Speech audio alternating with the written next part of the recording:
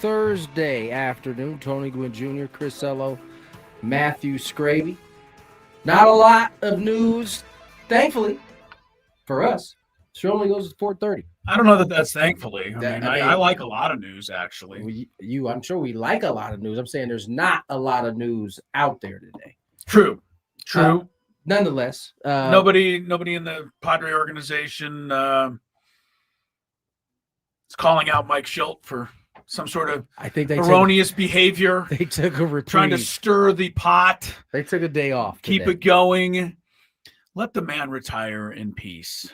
According to Mike Rodriguez on Twitter, said according to my sources, San Diego Padres have called future Hall of Famer Albert Pujols with interest in interviewing him for the team's manager position. I would certainly. Don't you think is Pujols a hero of somebody like Tatis being Dominican Republic? I'm sure. Right? It's got to at least be that, if nothing else. At least someone, maybe if not a hero, at least someone that they admire and respect tremendously. I would think Pujols automatically gets respect even without ever having been a manager officially in the big leagues.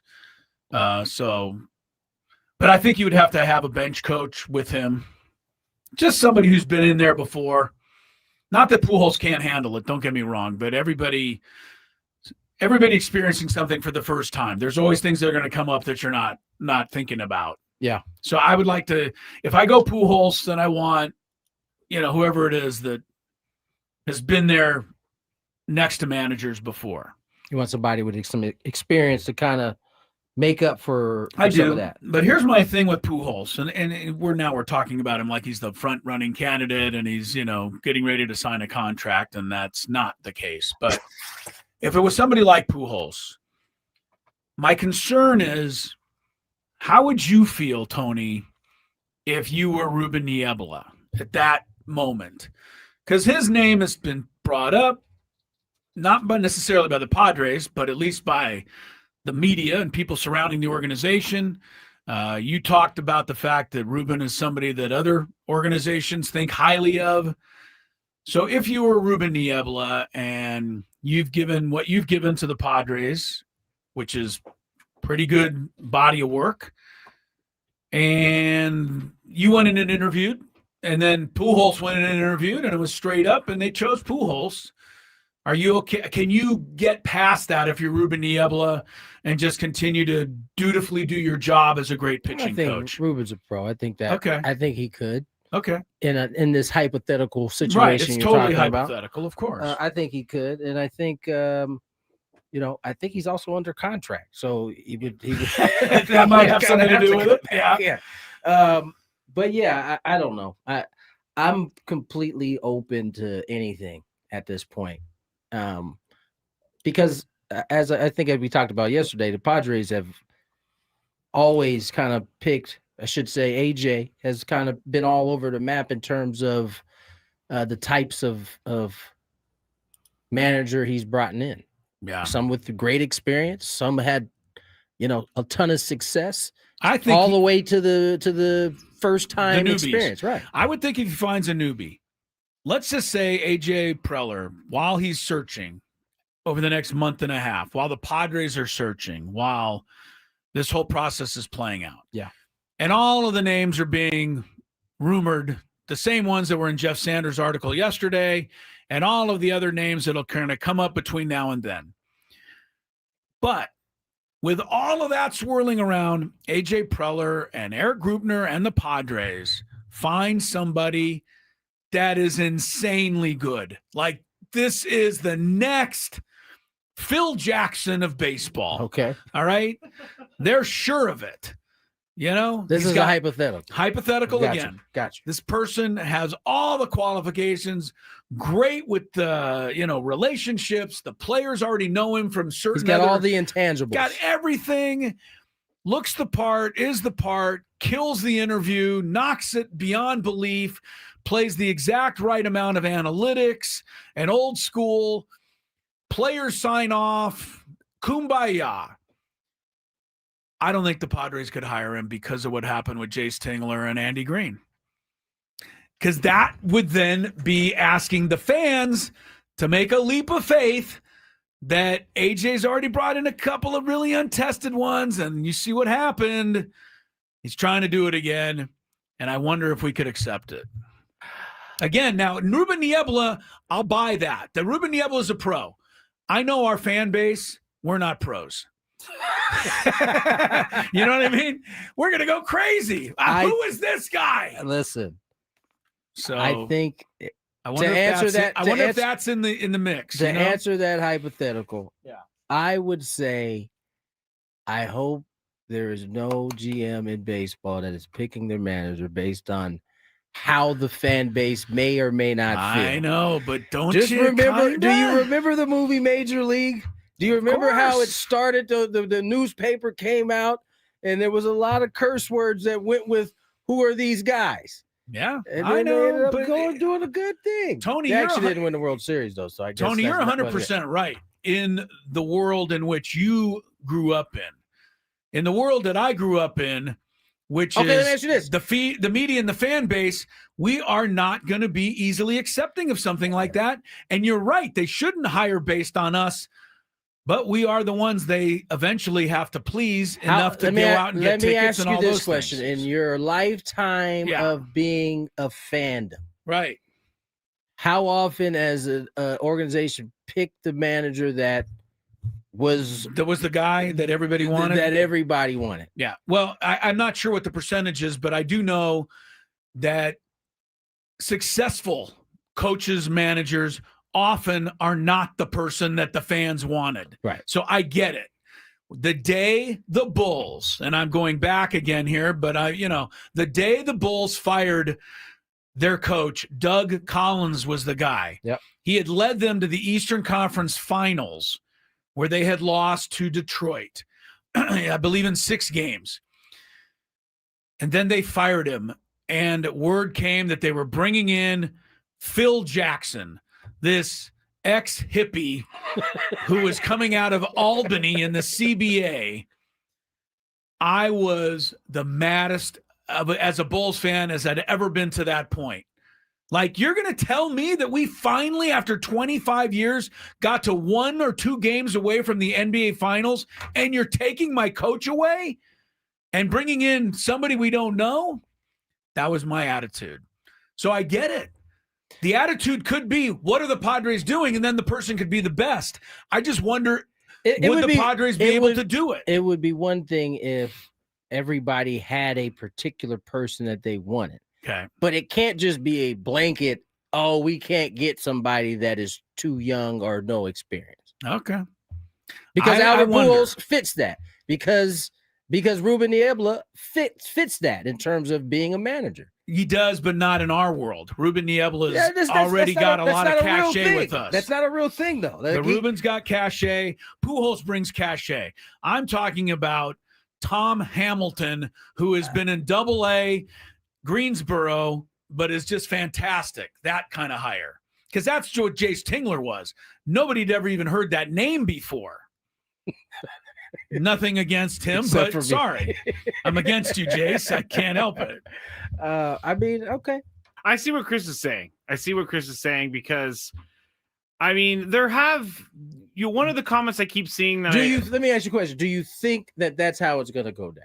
That they're going to pick a random? No. Yeah, a random. No. Do you think he's also asking, do you think they're going to pick somebody with what we will think in mind? Like, will they make a choice based on what they think the fans are going to think? I think that they, as Tony said, shouldn't. I think they will. I think they may think about the optics of bringing in a random person over bringing in someone that excites the fan base. The funny thing is, they could end up checking those boxes and not have had the fans in mind at all. No, that's true. I don't know, but I think that you do in this day and age. Every single sports franchise has to think about how our fan base is going to react to this, and then make it use that like 1% of that. But the one thing that Tony's right, but we're also right. Let's use North Carolina football. Bill Belichick. pretty much got almost everybody excited. I'm sure there's a few people in the Tar Heel world that were like, yeah, this guy's over they the made hill. Chapel Bill shirts. They were very excited. Bill Belichick is going to make us national championship contenders. That hire, I'm excited. Let me get season tickets. I love it. So far, it's been kind of a disaster. Wait, so I understand that's a point for which side? That's a point for your side, which is to say, don't just hire a name to hire a name. Hire the best person. Well, hold up. I think the fans don't always look at it that way. In that particular case, though, it's Bill Belichick. I mean, I know it hasn't started off the way that everybody may have thought it was, but it just so happens to line up with what everybody else wanted. I mean, he is Bill Belichick when he got the job. Like, he is the same guy that helped Tom Brady get to, and everybody thought of him in that regard. So I just think that was one of those situations where it lined up. Everybody was like, oh, yeah, Bill Belichick. That makes perfect sense. Right. But if they would have hired an assistant from Louisiana Lafayette, they wouldn't have sold a single season ticket. That's true. That's also true. And so the Padres don't have that problem, though. They had to think about that. Padres don't have the problem. Tickets are pretty much sold, right? Yes. Like that's not a problem. But I do think with the team reaching the playoffs the last 2 years, they cannot go back in time. And they cannot be a team that's trying to build again. And I don't know that we're going to talk about in the Big Five further, but as a first-time manager, really, how much of it is learning on the job versus how much he has learned over the years? Many of them are fantastic. And then there are those who are not. Just like bringing in a big name. Many of them are fantastic, and then some don't work. There's no guaranteed answer. If there was, that would be the direction that everybody takes. Eventually, we will get the answer to this question, just not right now. Let's get to break. When we return, where do you guys want to go, gentlemen? Well, we got baseball today. We got a doubleheader. I'm excited. And we got Dodgers during our show. And we got to talk about last night's game. Right. Toronto got back in the series. Put the hurting on them. Yeah, and it looked like it was going to end up the same way the first two games did. So we'll get into all of that. The road team crushed. Well, from that standpoint, you're correct. More Gwynn and Chris on the other side. Hey, Padre fans, your days are...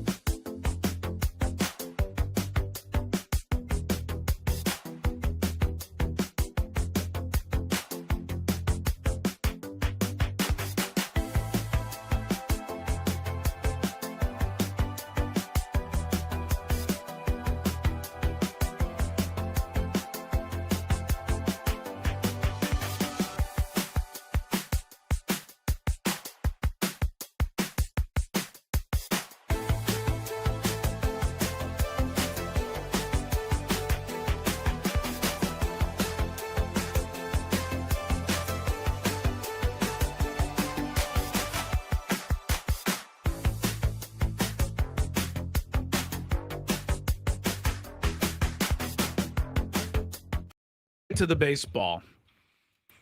Some quick news from the Gwynn and Chris sports desk here. We have a new YouTube page that we put up some fresh content on outside of the parameters of the show. It's us, but a little more unhinged, I guess. And Kinda, yeah. A little more unhinged. Oh, it'll get more unhinged the more we do it. Right. So that is what we got going on. We invite everybody to subscribe to it. We know many of you already have. We appreciate that. Scraby is going to tell you how to subscribe out there in just a second, because if I attempted to tell you how to subscribe, you probably wouldn't know how to. But we do have a new edition of Bonus Gwynn and Chris up on the YouTube page, or it's going to be up there shortly. And I call everybody's attention to it. There is an announcement. Big announcement On today's episode of Bonus Gwynn and Chris that you absolutely, positively can't believe you're going to be hearing. I couldn't. I'm just going to be honest. Yeah. It's going to be up in like 15 minutes. Oh, now that I announced that you're going to make everybody wait I told them before the show. Didn't I tell them before the show that it wasn't up yet? You did. Yeah, that was 15 minutes ago. What have you been doing? This guy has no idea how anything works. He has no idea. As a matter of fact, I don't. So please tell people how to subscribe to the channel. I don't even want to help you. Scraby's. Well, help yourself. I am upset. I am upset. Help yourself. Don't worry about me. Help yourself. Go to YouTube. So bad. Gwynn and Chris SD, because I'm not getting paid extra for this, Chris. So stop telling me what am I doing. Yeah, but we are giving you what? The Gwynn and Chris bonus. The Gwynn and Chris bonus conversation is giving you a platform to share some special news. Tyler says Chris is announcing he is no longer a Dolphins fan. That has been considered. It's been under consideration. I mean, in the Big Five, we'll talk about Tua. I think he did a pretty good thing yesterday. Right. We'll get to all of that. Damage control, if you will. All right, we're here till 4:30 overall. Scrabe, we'll let you know, and I apologize for jumping the gun, but I'm just so excited about the news that we have to share on our bonus conversation today. So make sure you make a note of that, Scraby, and will let us know when that is up for you to check out. In the meantime, sorry, Tony. Yeah. I just wanted to share this because I know Scraby's been getting hit up about it. I certainly have been getting hit up about it. High school basketball season is right around the corner, and beginning on to ask if we're going to be covering it the same way we did it last year with Michael Flicks. I talked to Michael beginning of the week. We will be doing it once again. We haven't quite figured out the kind of how the moving parts are going to work, but we will be bringing that to you guys when the time comes. And if you know people at the athletic directors at the schools and you'd like us to come out to your school, Scraby takes only a very small payment to bring us out there. Right, Scraby? I don't like it when he just makes announcements. You should have seen his face the moment you said Scraby. I was like, please don't contact me. Please don't contact me. Because it's not up to us. It's actually up to our boss to find someone to be in here. I thought the people could grease the skids. They probably can. That's why we end up at La Costa Canyon half the time. Is that right? Must be that we know somebody up there. Yeah, I love La Costa Canyon. I know you do. It's very close to where I live. Anyway, if you'd like us to come out broadcast at your school before a Friday night basketball game, certainly something we'd like to do. There's a lot of things that have to, work out, but get in touch with us. Let us know that you'd be interested, and we'll try to help that get going. All right, baseball today. We got the Brewers and the Dodgers. Little afternoon at Dodger Stadium. They start in about 45 minutes. Obviously, the Dodgers are up 2-0. And it's over. And it's that's what most think. Sure. A lot of people are saying it's over. The Brewers, in a lot of people's minds, should have just stayed home. Don't even bother getting on the plane and coming out to L.A. That's probably the best thing, for the Brewers to hear right now, in the sense that they're going to circle the wagons and they're going to, give it everything they got. They made a couple of lineup changes. I saw Jake Bowers is in there today in left field, try to give them another left-handed bat. They have switched Terang and Yelich in the batting order. Terang's batting second today. Yelich will bat cleanup. But they're going to have to find a way to hit Tyler Glass now. Yeah. And they're going to have to find a way to get off of an 0.86 batting average through the first 2 games, Tony. It's been tough sledding for the Milwaukee Brewers. They ran into a buzzsaw named Blake Snell and then a second buzzsaw in Yamamoto. And Glass now has thrown the ball very well this postseason. He's going to have the way I see it is you got today to make this thing interesting because tomorrow with Ohtani on the bump is not going to get any. It's going to be a wrap. And I know that people say, well, the Red Sox did it to the Yankees in 2004. And they did. They were down 3-0. And they came back. And it was against a great Yankee team. But it happened. You got to get this one. That one time. It's really unlikely if the Brewers can't win today. And, the crazy thing to me is what we talked about. I mean, first of all, Ashby's starting again for the Brewers. They're going with the opener thing again. And it drives me a little crazy, but I imagine that's what they feel they have to do. Listen, it's important to remember the Brewers got a little snake bitten right at the end. I mean, Woodruff was rolling there. This is a guy that that was really good. And they lost him, I think, the series before they came here to San Diego, and he just hasn't been able to get healthy in time. And so they have been kind of handcuffed once you get past, what was it, Peralta? That's really Peralta's the only starter. Yeah. The only reliable one that they seem to have left. Mizorowski is obviously not going to be available, I wouldn't think. He pitched quite a bit in the first game. Quinn Priester was absolutely unbeatable in the regular season. I don't know that they're confident in him, and they certainly don't seem to be all that confident in Jose Quintana, who had a good year and was their free agent pickup. But those are their rotation guys. So we'll see if the Brewers can find a way today. Last night, one last thing on the Brewers-Dodgers.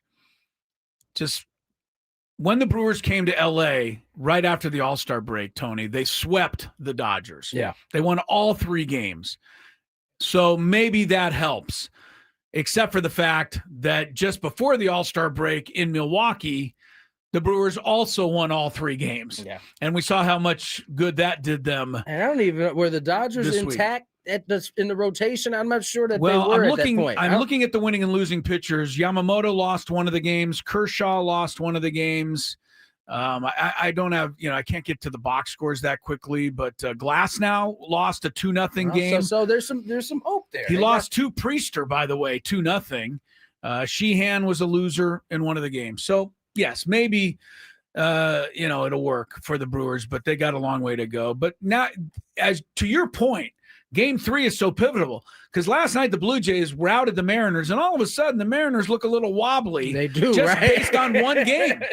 They're still crazy. leading the series 2-1, but it doesn't look all that great now. This is like the regular season version of emotions in postseason. It goes from 2-0, the world is ending, to you win one game and to 2-1 and you're in deep trouble. Right.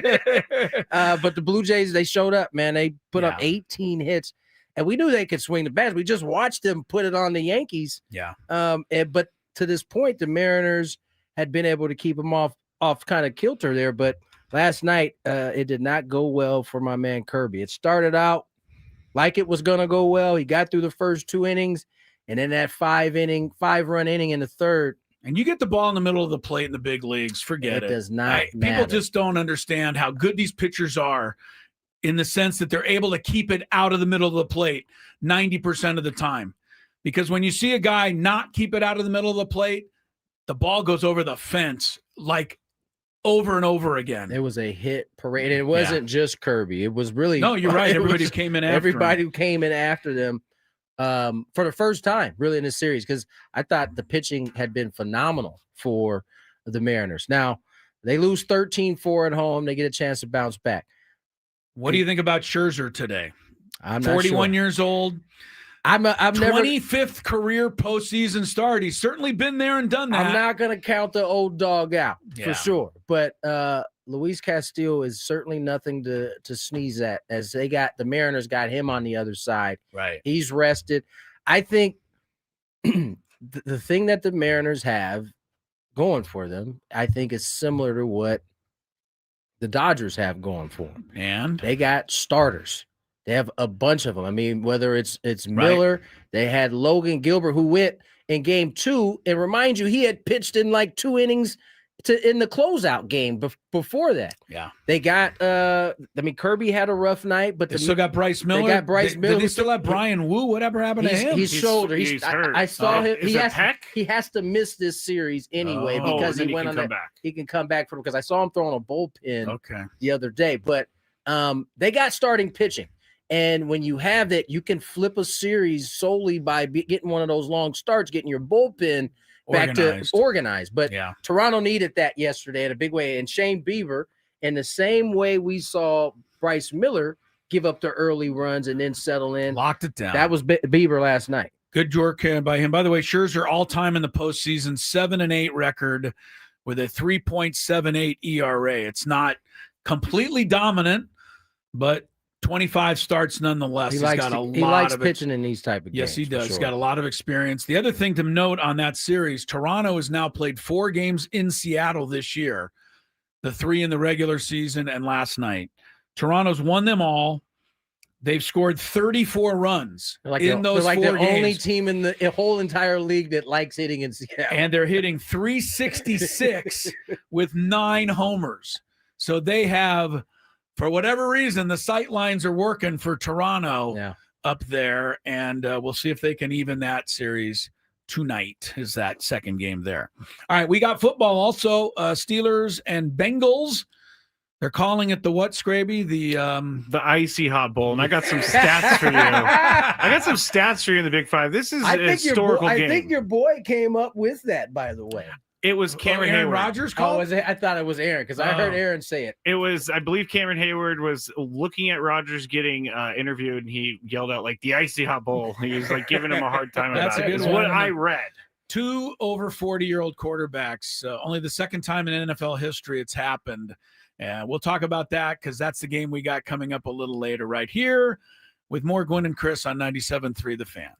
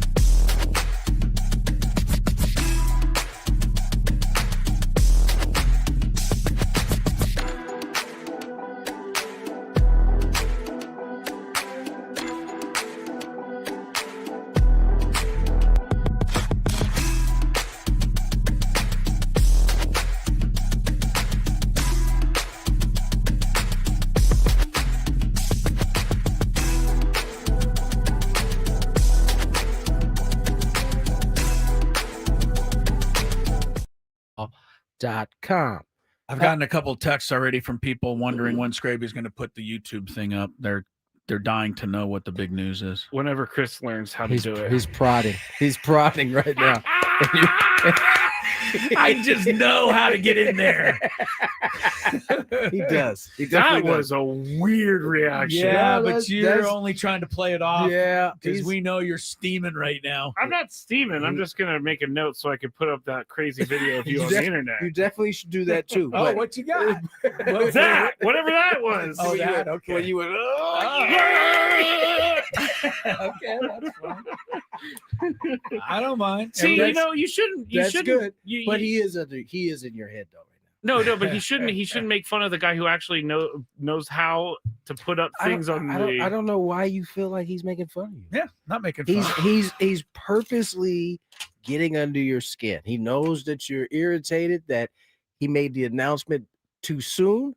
And now he's just fully diving in on it, and you are falling for it. And you know what you're being, Scraby, right now? A windsock. Chris just learned what that meant before the show. All right, the video's up. And I don't even know if I'm applying it correctly, but I just learned that from Braden.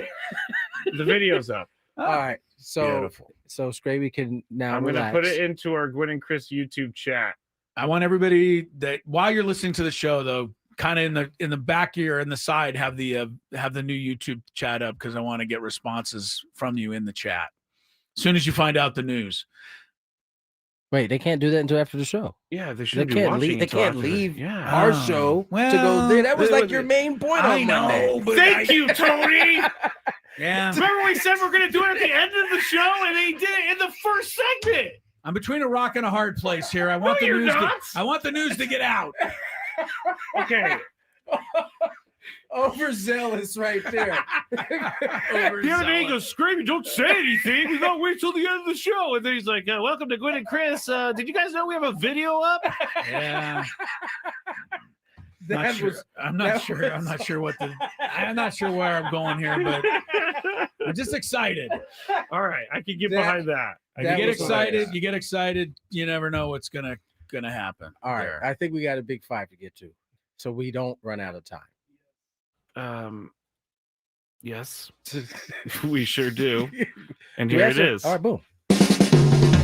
It's that time of the show when we check on the latest in sports. Only the most important topics and questions are brought to light. Stop what you're doing and listen. These news stories will astound and amaze you.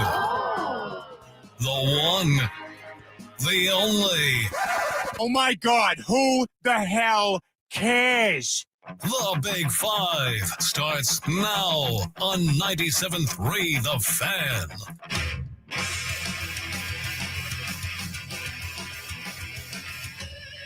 All right.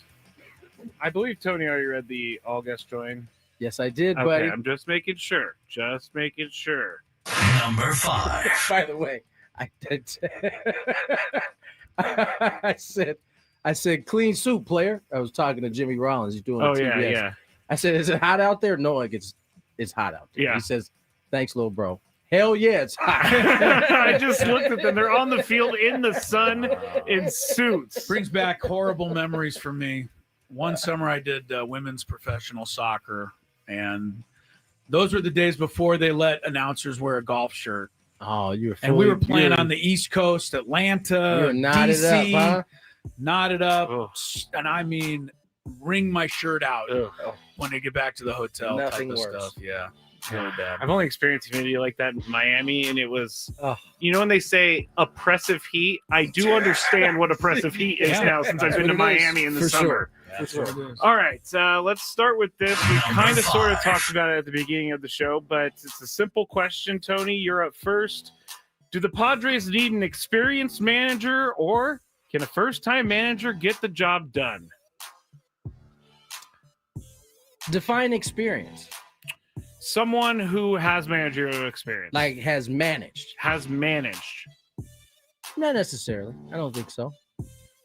I think there are a few candidates that maybe haven't managed that could do the job, or at least appear to do the job. Best case scenario, it's probably going to be someone who's who's had a lot of experience, is my guess.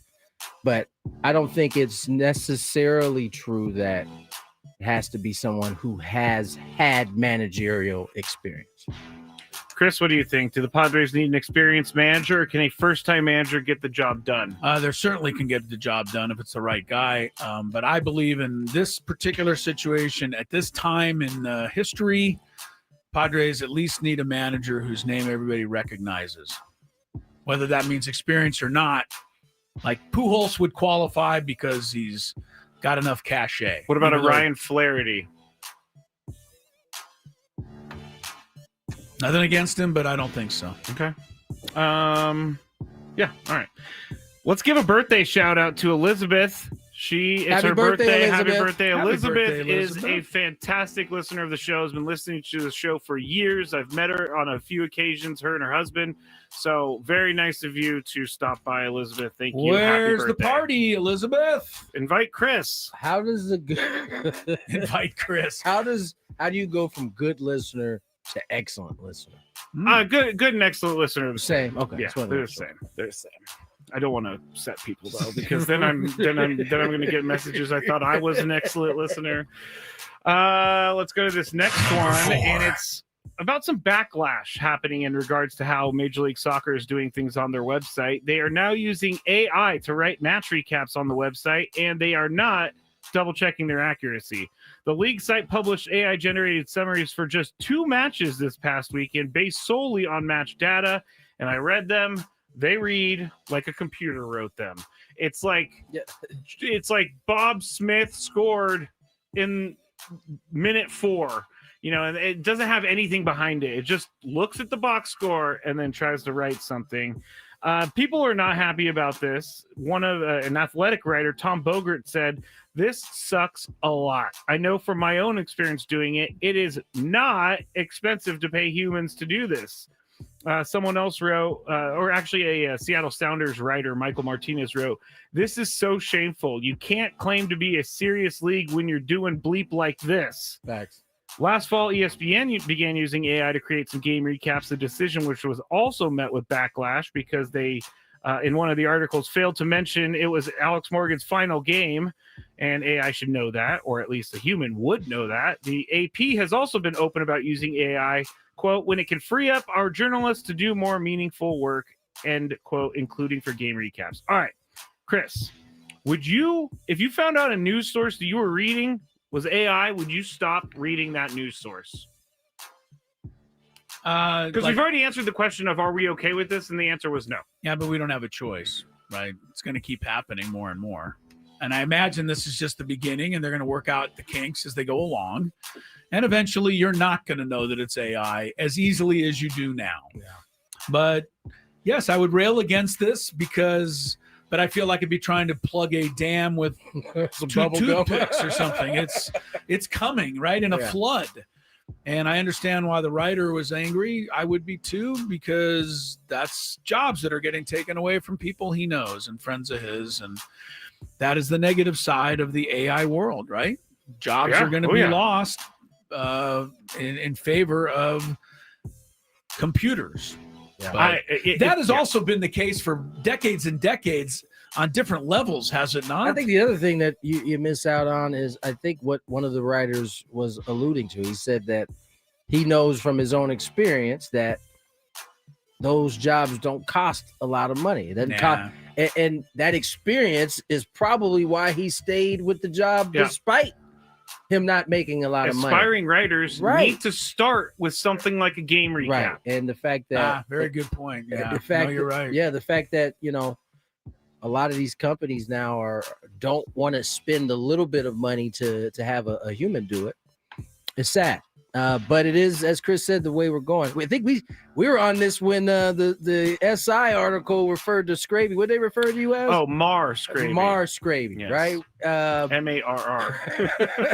Yeah, it's I think Chris is right though. Eventually, the kinks get worked out, and we won't be able to tell who if a AI wrote it or if a human wrote it. I know you're right, but I kind of want to keep testing my you want it not to work. This is kind of how we felt about ABS.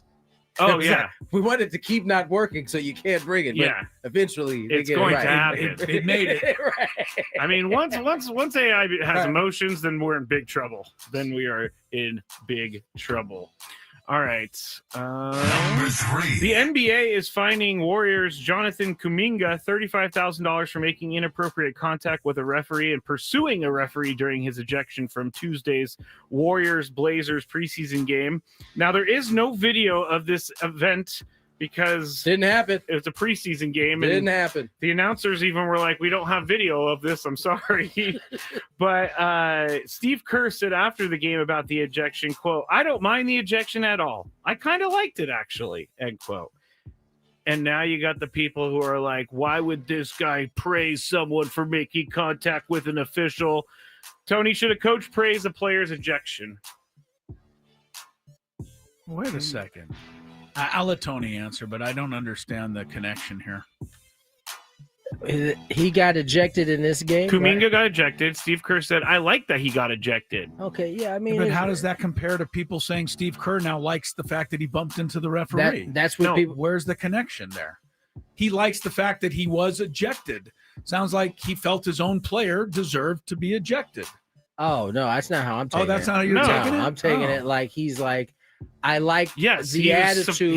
He was praising it. Oh, Yeah. he liked the attitude that led to the ejection. Yes, Well, he that's said he liked the different. fire. That's is that different what he said? verbiage. Well, I'm paraphrasing because it was a long quote, but he liked it. He thought it was a good thing. He said, when Jonathan Kuminga is Jonathan Kuminga, our team's really good. Okay, so I mean, this isn't a new deal in sports in general. When it begins to happen too much or a consistent thing, then coaches start to feel a certain way. It's just people being snowflakies, I think, in terms of being. How does windsock apply? Maybe it fits there. But yeah, this is a whole lot to do about that. This is just a coach trying to motivate his guy to play with the same type of fire on a consistent basis. Sometimes, as we discussed at length yesterday, sometimes you can go overboard. Apparently Kuminga did. He got ejected. Boom. I'm pretty sure everybody knows Steve Kerr's smart enough to understand that bumping and, chasing an official is probably not where his player should go.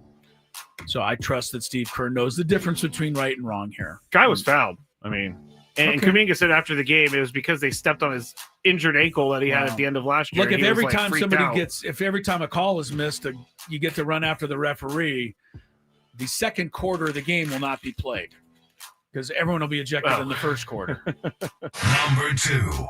All right, we got a big matchup on Thursday Night Football. It's a matchup for the ages. Literally. 41-year-old Aaron Rodgers and 40-year-old Joe Flacco are the oldest quarterbacks in the league, and as Chris mentioned earlier, it's the second quarterback matchup in NFL history, featuring two 40-year-olds, and it's the second oldest combined quarterback matchup by age ever. Tonight is 84 years, 226 days. The only other older pair with Tom Brady and Drew Brees in 2021, 85 years and 172 days. So, Chris, you're up first here. With two 40-year-old quarterbacks playing on a national stage, is the Icy Hot Bowl a good or a bad thing for the NFL? It's good for me. I root for anybody over the age of 30. So I'm happy these guys can suit up.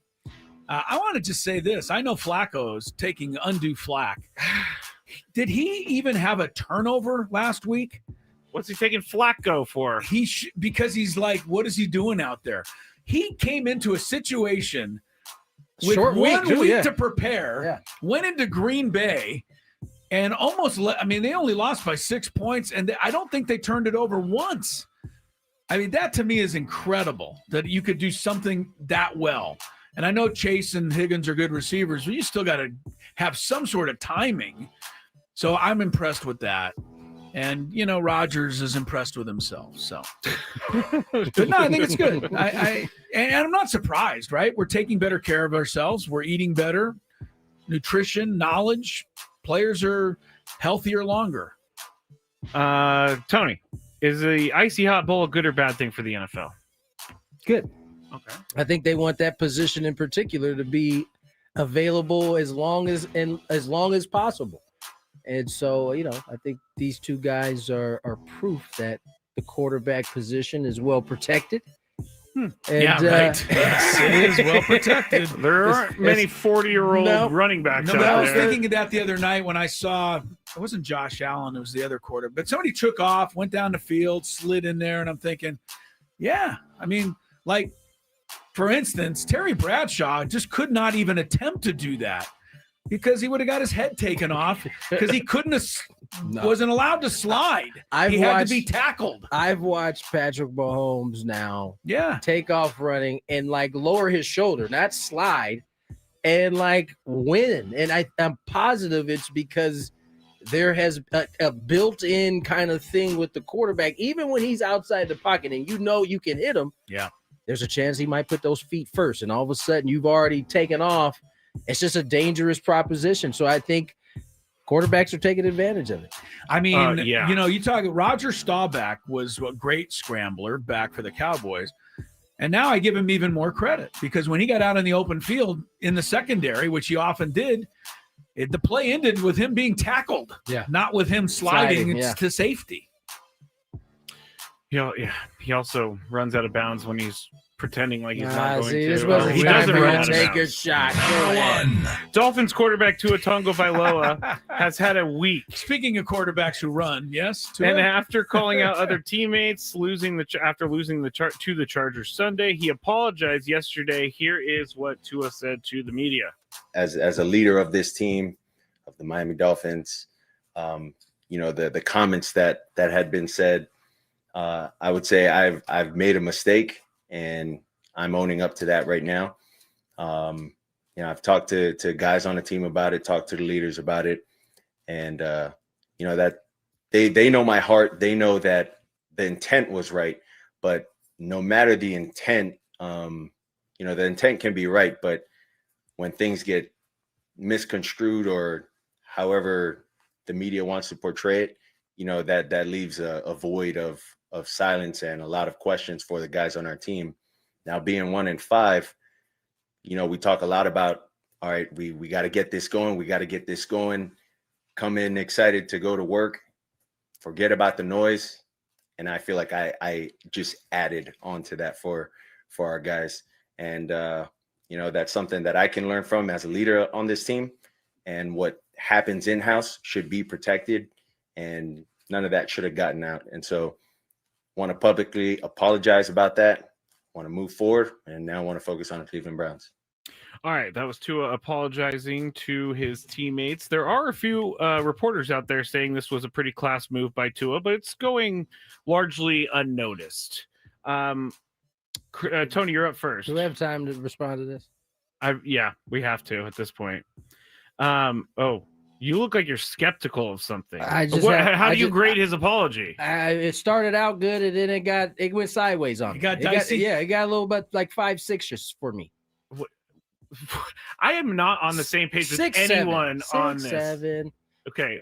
I don't know. I got a lot to say. I don't know if I'm gonna be able to get it in. Yeah, let's just respond on the other end. Sure. And Chris will not get to respond because he is a Dolphins fan. So. To Daily Gambit and our responses coming I'm not any longer. I'm working on getting out. It's hard to get out, though.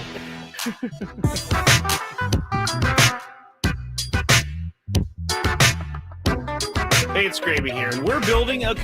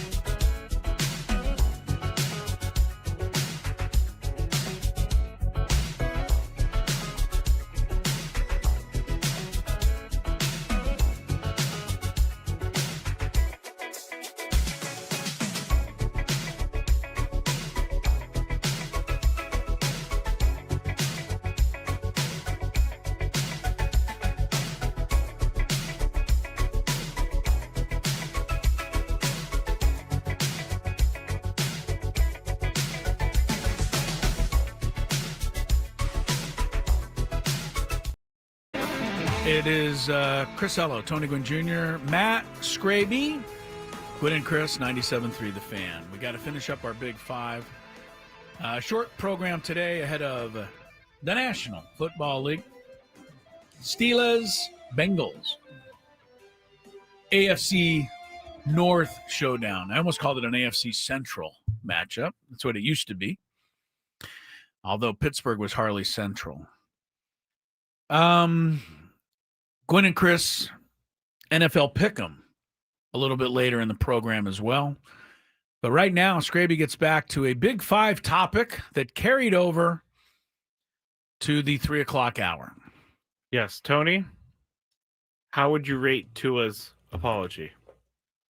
6, 7, no, 5. Can you explain this to me? Everybody on the chat's freaking out about it. I can't. Honestly, I can't explain it to you. My kids do it to me all the time. I'm just bringing it here one day. It sounds maddening. It is. I don't know I don't even think they can tell you what it means. It's just, Crazy. 2 numbers they like saying like that. I was with his apology until he said the media misconstrued something. At that point, it was like, what? Yeah. I recall you coming up here. And here we are blaming everyone else again. That's the problem in the first place. I recall you coming up there and saying, we got guys late for team meetings. We got guys missing team meetings. Yeah. Pretty sure you said that. Here is where Tony's talking about. When things get misconstrued or however the media wants to portray it, that leaves a void of silence and a lot of questions for the guys on our team. Nah, no void, no silence. Now, I'll give him grace. Maybe he's not talking about the words that he used. Maybe there was something written in Miami afterwards that insinuated someone else. But it sounded like after saying, my bad for bringing up, he said the media kind of misconstrued everything. Everything he said. I don't think he misconstrued it. Yeah, I don't think so either. I got something that I think happened here. I think the part that his agent wrote for him and that he memorized, he delivered really well. Okay. And then as soon as he had to kind of go off on his own there a little bit and try to explain himself more, then he got mixed up in his words again. Yeah. And I think the real Tua comes out after the prepared part. I largely look at it as what Scraby likes to call blah-bitty blah blah. It's blah-bitty blah blah blah. It's an apology that he was forced to do. Yeah. So it doesn't mean too much to me. The only thing that's going to mean too much to me is if he actually shuts up and plays some, decent football. And if he doesn't play football well, he looks into the camera and says, it's my fault. That's the only thing that's going to start getting him back in any good graces of anyone. Yeah. Either of those two things. I think he's in trouble is what I think. He is. Once you say something like that, yeah, and then you got to come out and apologize, which probably means, as you said, you're forced to go out and make an apology. How does the rest of the dudes trust you at that point? The whole thing is a mess, Tony. Yeah. We got one more game of it, hopefully. They'll lose to Cleveland, and because if they don't get rid of McDaniel soon and change the culture, I may not make it through the season, and that's really going to be something. Yeah. I don't know where I'm going to go because there's no really NFL 49ers teams. don't want you, so. No, I wouldn't go there. Maybe I'll just wait to see who wins the Super Bowl, and I'll try them. But they don't usually go back the following year, so you got to guess again. Yeah, that's true. Yeah. Chris is just perpetually waiting for his team to win a Super Bowl. I'll be a year behind every time. Every year. Was that the number one? That was it? That was it. All right. Well, all right. The Brewers and Dodgers will be going first pitches in a couple of minutes there. I was looking at the Daily Gambit stuff from yesterday, and I barely won one again. Second in a row, day in a row, I went 1-6. Scraby 4-3, another solid day. Tony 3-4. You want to recap, Scrabe? Of course, we'll do a couple of picks for today. Do you like money? I think about money a lot. Do you like money without doing anything? Duh, winning. Do you want to make money while watching sports? I think Washington is immortal luck. Washington! Woohoo! If you answered yes, this is your segment. Just don't blame us when you lose. Nothing is ever your fault. It's your game. Take it. Gwynn and Chris go through the top bets of the day in The Daily Gambit on 97.3 The Fan. Daily Gambit is our daily sports betting segment here on Gwynn and Chris. Please, everybody, gamble responsibly. Last night, we started with Dodgers minus 1.5 on the run line against the Brew Crew because the game was... Right, we're going to have to do that one again today because that hasn't started yet. We all chose Brew Crew. Yeah, we'll probably all choose them again. All right, over under 7 runs. Wait, am I? You might be on a different I'm day. on the wrong. You're on a different day. You're way on the wrong Hold page. on. There it is. Seattle minus 1. There you go. Hello. Chris chose Seattle. Tony and I chose the Blue Jays, and the Blue Jays crushed them 13-4. They romped.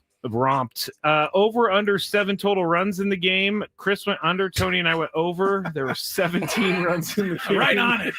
Who had more I wonder games? why you only had one win. If it wasn't for those 8 home runs, I think, or 9 or something, I would have had a better chance. Bieber or Kirby last night? Who had more strikeouts? We all said Kirby. Bieber did, though. He had 8, and Kirby had 4. Dodgers. Now, this is the one we're just going to do it again. They're about to start the game, but Dodgers minus 1.5. I chose Brew Crew. You guys chose Dodgers. If you'd like to change, tell me. Well, the game, we'll do it here in a minute. Go ahead. Move on. Okay. I don't know why we keep having to redo it. Well, I thought the game was at 2:00, and so I thought we would make our pick yesterday, but it's actually hasn't started yet. So we can make our pick today, or we can just stay with our picks. I picked a who? You picked the Dodgers. You want to stay with that? Brew Crew. All right, you're changing. Scrabe, you want to change? Nope. All right, I don't either. I'll stay with the Dodgers. I think they're unbeatable. All okay, right. now we're ready. Okay, Florida Panthers minus 1.5 at the Detroit Red Wings. Chris and I chose the Panthers. Tony chose Detroit, and Detroit won 4-1. So that one goes second to straight loss. That was the one. So you guys remember how long I took to make that? Yes, that pick? you did. I'm telling you, man, I had to think about it. Good digging on that, Tony. Who was that Red Wing goaltender who shut them down last night? I don't know his name, but he was good. I don't know his name. He was really, my really man. good. My man. He was on fire. Chicago and St. Louis hockey over under 5.5 goals in that game. Chris and Tony went under. I went over. This one was crazy. Blackhawks went 8-3. Blackhawks beat the number themselves. Yeah. The most goals they've scored in a game in 3 years. The Blackhawks. Wow, that is. It was actually in the crazy. recap of the game last night. So yeah, crazy indeed. Delaware against Jacksonville State. You guys chose Delaware. Delaware were 3-point favorites in the game. I chose Jacksonville State. The Gamecocks, and the Gamecocks won 38-25. So I win that one. Yeah. Paying attention. I've lost every one so far. Thank goodness there's one left. UTEP and Sam Houston. Yeah. Over under 47.5 total points. Chris went over. Tony and I went under. It went over 52 total points in that game. So good job, Chris. Thanks. All right. Scraby's still in the lead. He's 15 wins this week. Tony is up to 8, and I have 5. I'm climbing, baby. 15 to 8-5. Wow. All right, let's see what happens today. We just did the Dodgers minus 1.5, Brewers. I'm going Dodgers, Scraby, Tony, Brew Crew. 8 runs is the over-under for the game, guys. Tony. Under. Scraby. It does just give me the feeling of an under game. Okay. Is that where you're going? Yes. Yeah, it's got to be under. Unless the Dodgers win 9-0, because I don't think the Brewers are going to score much. Tonight, Seattle 1.5 over Toronto. This is really tough. Scraby, you're first. I just don't know. I think Toronto could just as easily split it up, or Seattle. I don't know. I'm not having a good feel here. This is a toss-up. I'm gonna go Blue Jays though. Toronto to tie it. I'm going Toronto to tie it. Tony. Mariners to take command. Max Scherzer. How much do you believe in him tonight? 4.5 strikeouts. Over, under. Tony. Under 4.5 for the great Maximus Scherzer. What color is his eyes, Tony? Green and brown. Yeah. Right, thank you. Good job. It is weird. I mean, if you didn't know that, when you look at him on those close-up shots tonight, you're going to wig out a little. The first week of being his teammate, my eyes would water every time I looked at his. You know, it was just weird looking. I wouldn't look at him, and he'd probably just go, "What's the matter?" And I'd go, "Sorry, I can't handle it." Scraby, how about you? Sorry, I don't even know when the last time he pitched was. I'm gonna go under. I got to go under as well for the same reason. I don't know when he pitched either. Doesn't seem like he's going to last that long. We've got East Carolina college football home to Tulsa. We got a 16.5-point spread here. For East Carolina? Yeah, they're at home. They are heavily favored. This is American action. Whatever. That doesn't sound as good. Not really. American Conference action. East Carolina is 3-3. Americaction. Yeah. Americaction. Yeah. East Carolina is 3-3, but they've outscored their opponents by 80 points. So they must have had a couple of blowouts in there. Tulsa is 2-4, but 0-3 in conference play. Scraby. I'll go taking the points. I'll go with East Carolina. East Carolina. You know their nickname? The Pirates. Yeah. I'll take the Golden Hurricanes plus the points. Tulsa. Feeling it?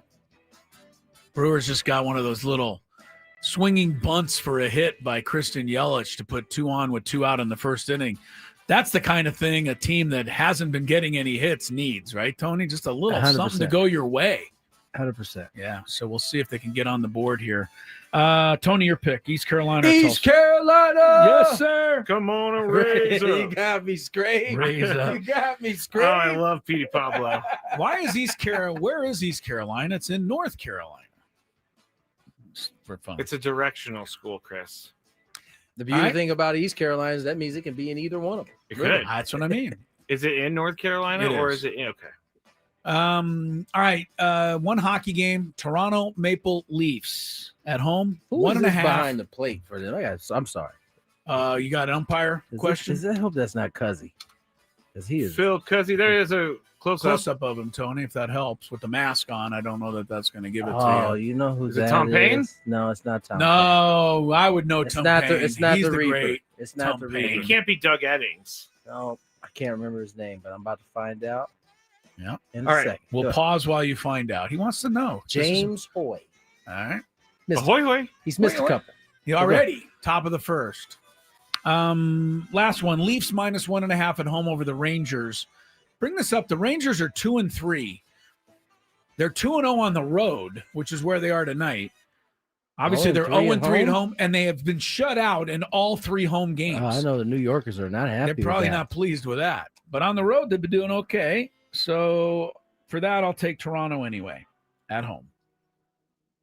Toronto have a good sports night, I say. Tony?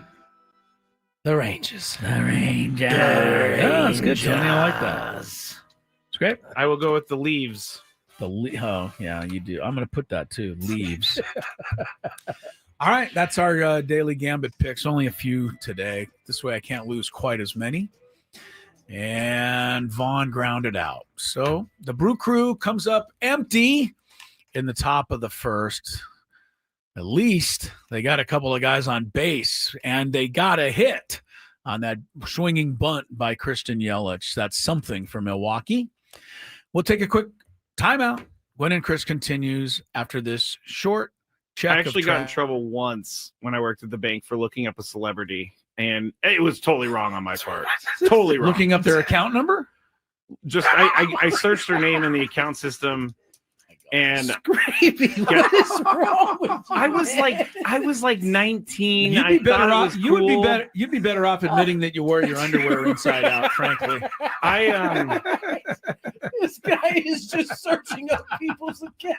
It only happened that one time because I got caught. How did you get caught? The account was flagged, and anybody taking a look at it gets logged. And so I got called into the boss's office like 3 days What later. did that come? I'm sorry, I gotta ask, but nobody's supposed to be doing this preview. What did that conversation How did it go? Well, like, why were you looking up Paris Hilton? Is that who it was? I can neither confirm nor deny.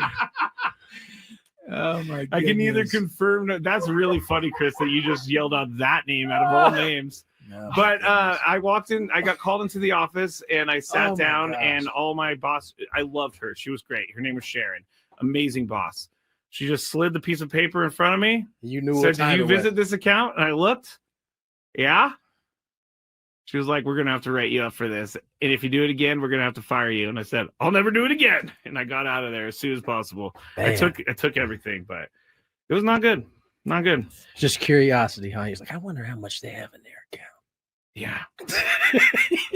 I mean, before I got caught, I did look up athletes. And, oh my God. I'm so glad you're sitting in this seat now. Yes, I'm so happy you're not doing any job that can be dangerous to people's futures. This was in the first year that I was there. I learned my lesson thoroughly. Chris, as I said, as soon as they walked in, they was like, yeah, that's our guy right there. That's our window. We're going to take him down. Yep. Just lucky I didn't get caught for I can't even say. I'll tell you guys off break whose account I saw and how much money they had sitting in their checking account. And this was how long ago, too, by the way? 2009, 10. Way before I became a good person. Didn't Bank America end up getting in trouble? Or was that it was one of those banks got in trouble? All of them get in trouble for selling information. But I heard folks like you. I wasn't selling any information. I was just wanting to see what was going on. Curious. I didn't check their account activity, which I could have. Been like, oh, they bought this here. I'm going to go up there. You know, I'm not that creepy. Well, that's stock. Oh, yeah, you're not that bad. I'm not that creepy. This is amazing, by the way. We're supposed to be doing. How are we supposed to do baseball picks under these circumstances? We can't anymore. I think we gotta push it. You guys never did it? Well, I mean, no, Scrape. We didn't really. Okay. Like you work at a bank, you're looking at people's account information. That's unbelievable. It only happened for a little bit, and then I got for a little bit. I can't stop laughing at this because it is quite hilarious, Scrape. But you were saying that I may have gotten robbed or whatever. I actually did get robbed when I worked in San Francisco, and they're called quick change artists. How long did you work in the banking industry? 8 years. I was a teller supervisor when I finished. I was also the merchant teller, which took in around $150,000 in cash a day. Guess what? Always balanced at the end of the day. Yeah, I bet. But there was a guy who walked in. He had about $5,000 in hundreds, and he handed it to me. He said, "Can I get 50s for these?" And I said, you know, it's pretty annoying that he wants $5,000 in hundreds. In hundreds, and he wanted $5,000 in 50s. He just wanted 50s instead of hundreds. So I had to go get it from the vault. I come back. I'm starting to count it out, and then he's like starting to ask me questions as I'm counting it out. He's trying to what did I tell you, Chris? This is what I'm talking about. That window right there. Hey, this guy was so good that no one saw it coming. But so when I started getting mad at him because I counted out the 50s, he goes, "What are you doing? I asked for 20s." And I'm like, what? You did not ask for 20s. You asked for 50s, bro. Yeah. I had to go to the vault to get those 50s. And as I was getting all mad and talking to my boss, he took the cash off the counter and put it into this folder that he had on the thing that the original 5,000 in hundreds. Yeah, well, he kept going like that, and then I was so mad, I just grabbed it and I threw it in my drawer. And then he was like, "You know what? I'm out of here." And he walked out. And then at the end of the day, $3,000. He got an extra 3 on you. $3,000. Yeah, he got $3,000. The thing about criminals like that, they can sniff out a mark really easy. I'm not a mark. You are 1,000%. I was actually the bank's dog. They got you for 3 extra. And that's the only time in my 8 years that I ever had anything happen like that. I'm sure there are people who've been there 8 years that never had 0 taken. Scrape, I got a 20 here. Can I get 5 5s, please?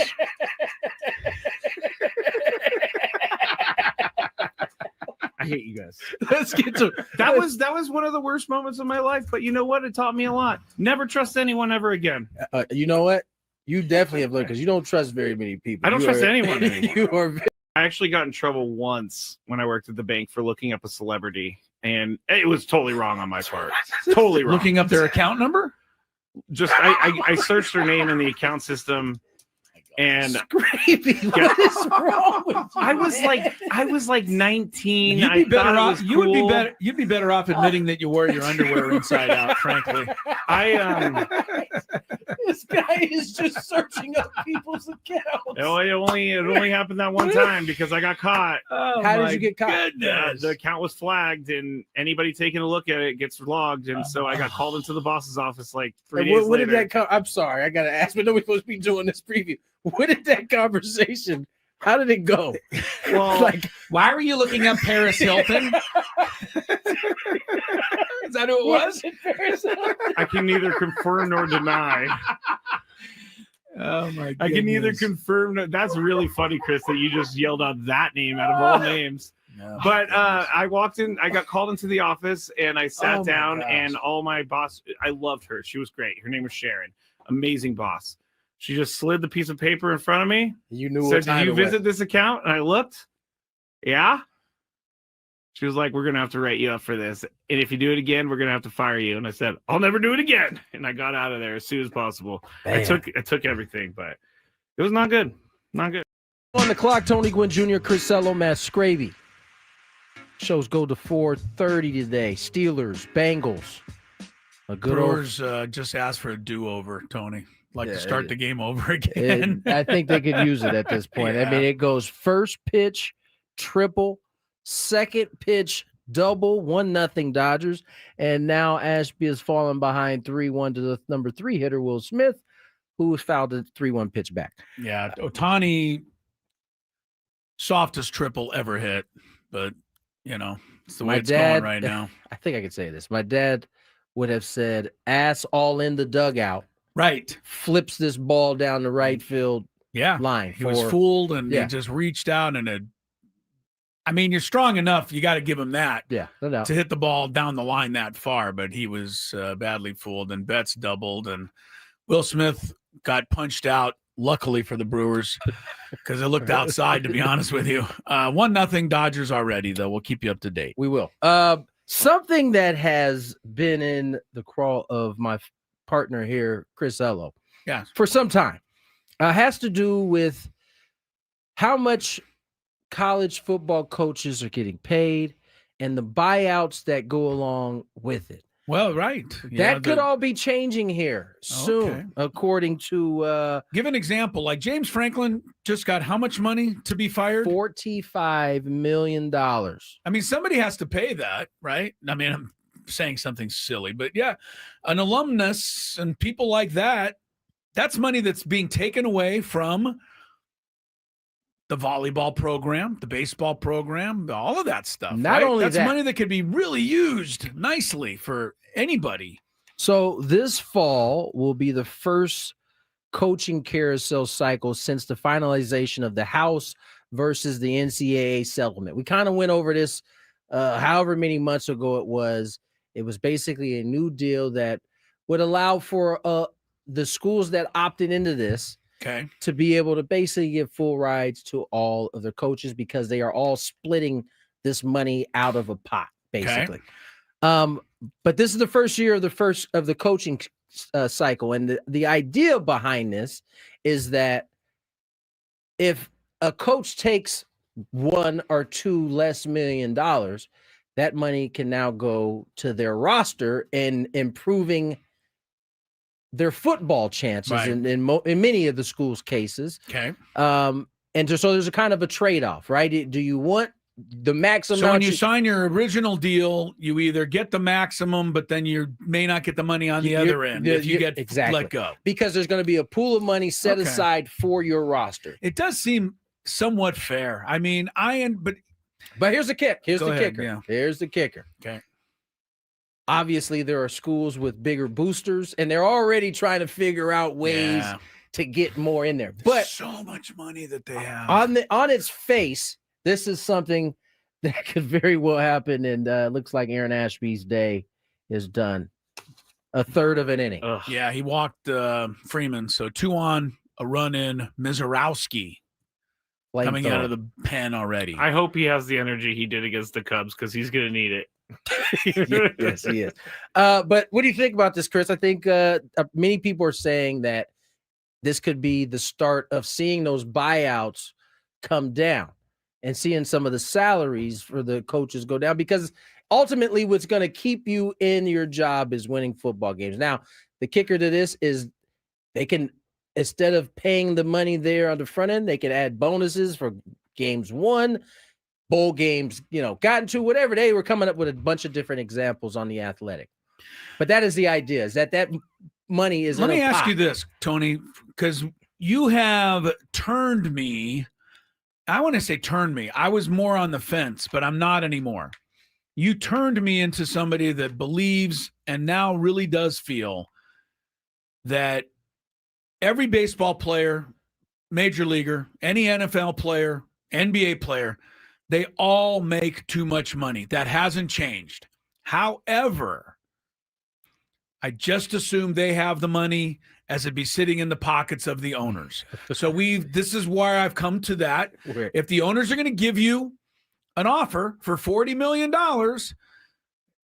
I don't think the fan should complain about the player. Right. Then the owner has the money. And if the player doesn't have it, then the owner's just going to have it. So you've convinced me. The owner's just going to have it.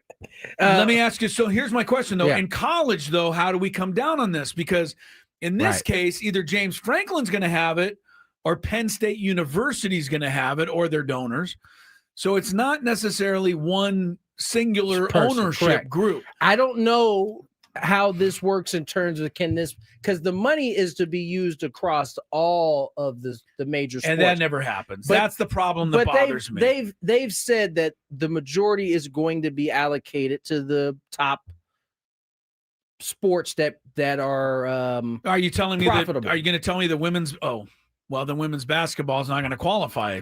And you're going to say I think at certain schools it will, at certain schools it won't. And I'm always sticking up for the kids on the the women's team here, but I understand how it works at the college level. Right. All of the money, just using San Diego State for the example, all of the money that comes into the school is allocated to all the sports, but we know that 90% goes to the football team, and the rest of the sports get scraps. Let me read this little excerpt. It says, this fall will be the first coaching carousel cycle since the finalization of the House versus the NCAA settlement, which allows each school to pay around $20.5 million to its athletes this year.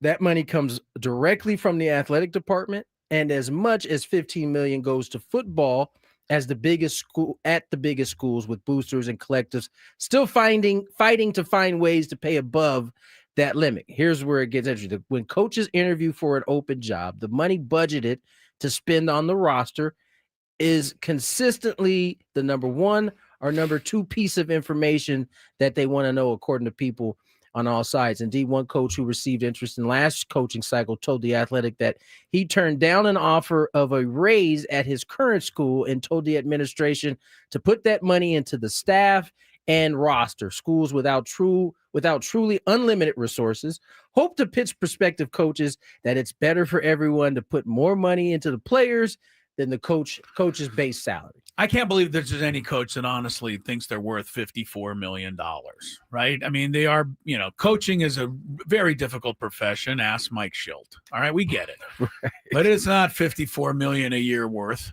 And but that's what they get paid. If you're a coach, less million maybe the school should have to take some of the blame for making an absurd contract offer in the first place, and then the argument against that. But if you don't, that's what you're trying to keep up with the Joneses, right? You have to. This speaks to that right here. So you have to make that offer, or the coach is going to go to Michigan or Alabama or Auburn or wherever. It says, but athletic directors have been terrible negotiators for decades. Yeah. So fearful of losing a winning coach or hurting their recruiting momentum, and coaching agents have pounced. The results were easy outs for coaches and expensive outs for schools. It would have cost Franklin just $2 million to leave Penn State to go to another job if they came a calling. So I think this. So that's how it was. If we fire you, you get $54 million. But if you leave us, you only give us $2 million. Right. Yeah, that's well negotiated. But I can't blame just the Penn State guy. No, because that's every everybody. coach has a deal like this. No, 100%. Yeah, there's so much money that's been wasted on I don't want to say dead coaches, but coaches that are no longer at their schools, right? Dead coaches. Yeah. So there needs to be a happy medium somewhere, and I would love to see some of the other sports taken care of. I understand women's soccer or men's golf doesn't bring a lot of money into the school. I get it. I just wish that there's so much money in football, and I'm talking at the SEC schools, etc. There's so much extra money that some of it could go to putting a little money in the pocket of these other athletes. Listen, I think the reality is for the schools that have opted into this program, all of those sports are going to benefit from it. They're never going to get as much as football is going to get. That's just how this. No, I know they're not going to get as much, nor should they. I do think that, and we'll only find out as we go, that the schools that have opted into this, all of the sports will benefit from it as we move forward. All right, let's get to break. We're doing like a hybrid potpourri. No. Kind of, we could do some potpourri, but I also want to address some of the comments that were made in our YouTube video the other day about Mike Schill. Our first YouTube video. Yes, correct. The second one is also out. Yes. And speaking of outs, Mizorowski struck out Edmund and Teoscar. All triple digits to keep it 1-0. All right. More Gwynn and Chris on the other side. Ben and Wood. Joseph Musgrove in the building. Give him a round of applause, everyone. What's up? It's not a bad setup right here, huh? No, not at all. Not at all. How you doing, Joe? I feel great, man. Yeah, really good. Excited. I heard you say on the stage today, 2 months away from throwing a baseball. Yeah. What are those 2 months going to be like for you? A lot of patience, I've been working really hard, man. Been really diligent with the rehab. The strengthening stuff has all been, right on par. I've kind of hit every checkpoint with ease. And that was something that was told to me early on is like, really give it the time that you need on the front end. You don't throw for 6 months regardless. So, don't try to go out and be a hero and get yourself throwing in 4 months. Just, do all the rehab, hit all the checkpoints, and then, maybe make up some time on the back end, once I'm consistently throwing. So strength feels really good. It's just, getting the shoulder moving again and back in like certain ranges before I start playing catch. For those who may not know, I don't think it was ever going to be in question whether Joe was going to attack his rehab the way he has already started to attack it. This is one of the most hard-working people I've ever been around. But this is new territory for you. Yeah. I mean, you are a guy who I consider well-educated on anything he's about to walk through. Yeah. What was your education like leading up to surgery? I know you must have talked to a billion people. You don't leave stones unturned. Yeah. What was that like, getting yourself prepared for this surgery? Yeah, I got a notebook full of pages of conversations, phone calls, doctor visits. I vetted 3-4 different doctor options. Called everybody I knew that had Tommy John. Called guys that had had it twice, and what the difference was the second time around compared to the first. So this is your first, correct? My first one, yeah. So I feel like I've done every bit of the homework that I could. I feel like I was as prepared and as educated on the process as possible. And now it's just putting the the lessons that I've learned from other people and their experiences, along with the feel and the trust that I have for myself. We're talking to Joe Musgrove here on 97.3 The Fan. And Joe, last year you called into our show. And yeah, there we go. You played a prank on me, and it was a really good prank because my heart stopped a beat for a second, and it still does, but I appreciate you doing that. This is the first time we've actually been able to talk about it. A little locker room talk. It's all good, baby. I told him, I told these photos, his eyes almost popped out of his head when Joe got on that phone. Well, yeah, when I'm told I can't come into the clubhouse, it's a little concerning, considering, I'm not that crazy of a guy, but no, anyway. You're good by us down there. You're welcome whenever. All right. I just wanted to ask you about the mental side of things, because it's got to be hard knowing you're coming into the year you're not going to pitch. Right. But you still have to keep working. How do you stay in that zone? I think, first off, it's a little bit of a relief. It's a chance to kind of step back from, the constant mentality and approach of like being on edge and getting ready and prepared, and just the stresses that, any ball player deals with on the day-to-day of like mechanics feeling out of whack or as spring gets closer, maybe you haven't hit the checkpoints that you want to hit, or things aren't, as consistent as you like it to be. So not having to deal with those stresses has been super nice. I've been able to focus on life a little bit, got engaged, got a new home, made some moves. So it's been really good. And I think, once I had the surgery, I knew what was ahead of me and, how long the road was. And, it took a little while to get to a good headspace, but I feel like I'm in a great spot now. And, I was saying earlier out on the stage, I'm not claiming to be Superman, but I really believe in my ability to heal and, my ability to, to push my body and get it ready. So I'm preparing and shooting for a return in the postseason at some point. And if, we're a month away from that and I realize it's a long shot, I'm completely fine with, sitting out and, preparing for 26. But I keep myself busy, man. I've really tried to be an extension of the coaching staff and, provide, assistance and help and, experience and, things that help these younger guys and, some of our guys that are transitioning to a starting role, help their careers grow. So, keep myself busy and keeping tasks, to have, at my fingertips, things to work on has been a good relief for me. Joseph Musgrove in the building. Give him a round of applause, everyone. What's up? It's not a bad setup right here, huh? No, not at all. Not at all. How you doing, Joe? I feel great, man. Yeah, really good. Excited. I heard you say on the stage today, 2 months away from throwing a baseball. Yeah. What are those 2 months going to be like for you? A lot of patience, I've been working really hard, man. Been really diligent with the rehab. The strengthening stuff has all been, right on par. I've kind of hit every checkpoint with ease. And that was something that was told to me early on is like, really give it the time that you need on the front end. You don't throw for 6 months regardless. So, don't try to go out and be a hero and get yourself throwing in 4 months. Just, do all the rehab, hit all the checkpoints, and then, maybe make up some time on the back end, once I'm consistently throwing. So strength feels really good. It's just, getting the shoulder moving again and back in like certain ranges before I start playing catch. For those who may not know, I don't think it was ever going to be in question whether Joe was going to attack his rehab the way he has already started to attack it. This is one of the most hard and working people I've ever been around. But this is new territory for you. Yeah. I mean, you are a guy who I consider well-educated on anything he's about to walk through. Yeah. What was your education like leading up to surgery? I know you must have talked to a billion people. You don't leave stones unturned. Yeah. What was that like, getting yourself prepared for this surgery? Yeah. Gwynn and Chris, Chrisello, Tony Gwynn Jr., Scraby. Brewers already have as many hits in this game as they did in either of the first two. Got 2 hits so far.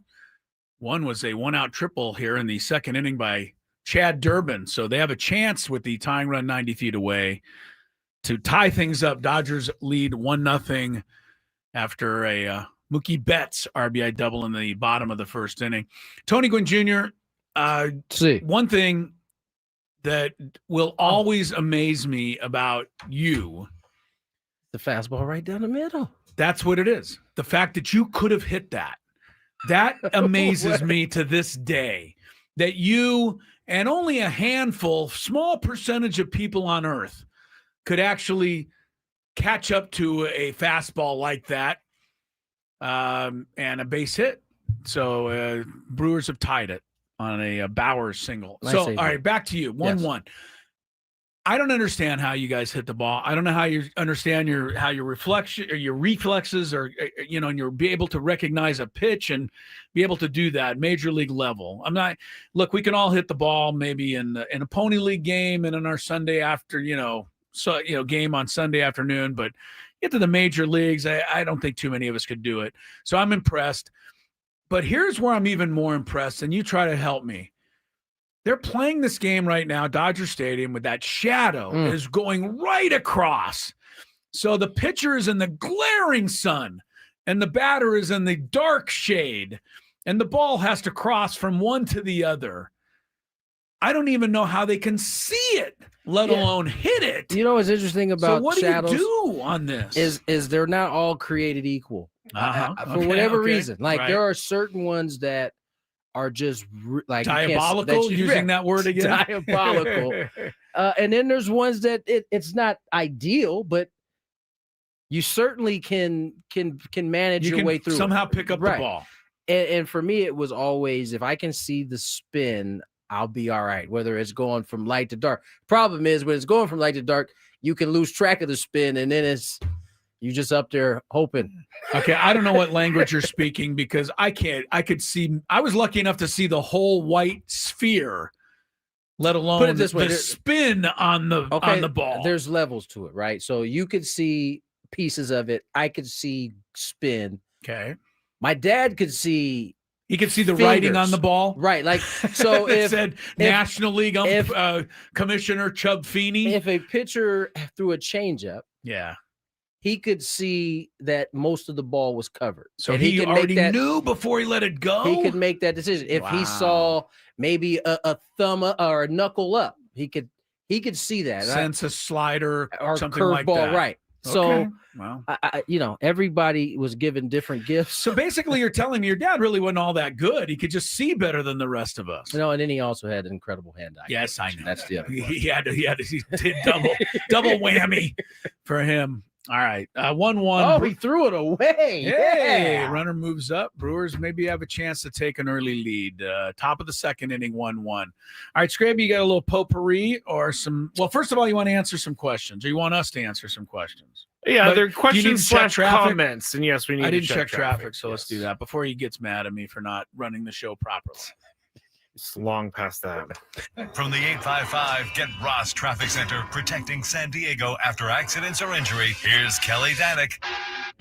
Traffic is brought to you by Park 101 in Carlsbad, North County's football headquarters. Got a number of things going on this afternoon. Crash on southbound 5 just past Birmingham. It's in the center divide. Also a collision on South 5 before SeaWorld Drive. Appears to be blocking that right lane. Accident on the Telegraph Canyon Road off-ramp, southbound 805. Also southbound 125 before Spring Street. Reports of a 2-car collision over the right shoulder.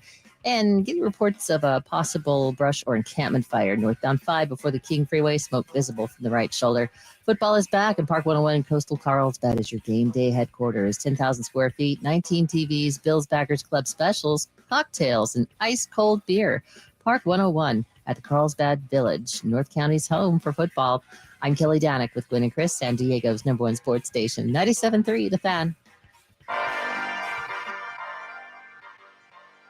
All right, 1-1, middle of the second inning up. Oh, I forgot we were still in play here. Yeah, we were still in play. Good play by Max Muncy on a sharp ground ball, cut down the runner at the plate. So 1-1, Brewers, Dodgers, bottom of the second coming up. Like I said, Milwaukee already has 3 hits, which equals their high for the first 2 games. So that's a good sign, hopefully, for the Brew Crew. Later on, Mariners 2 games up to 1 over the Blue Jays, and they'll play at about 5 o'clock.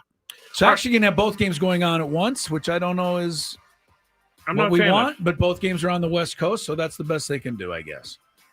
Go ahead, I don't care about the East Coast. Just put it on at 8 p.m. I play at 3 o'clock and 7, but that's, But the East Coasters need to see we can't stay up that late. Our kids got to go to school. Well, you know what? Then move out here. Or get a team that's in the playoffs. East Coasters.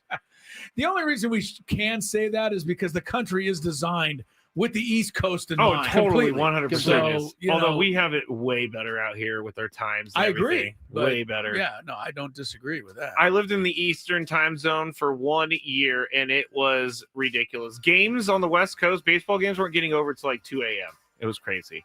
All right, so we put up a YouTube video on Monday, and it was talking about some of the things that we didn't talk about on the air with Mike Schilt leaving the team and retiring.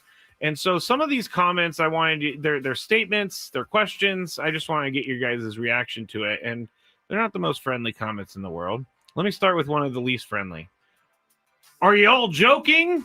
Schilt got fired for the exact same thing in St. Louis. You don't see a pattern here?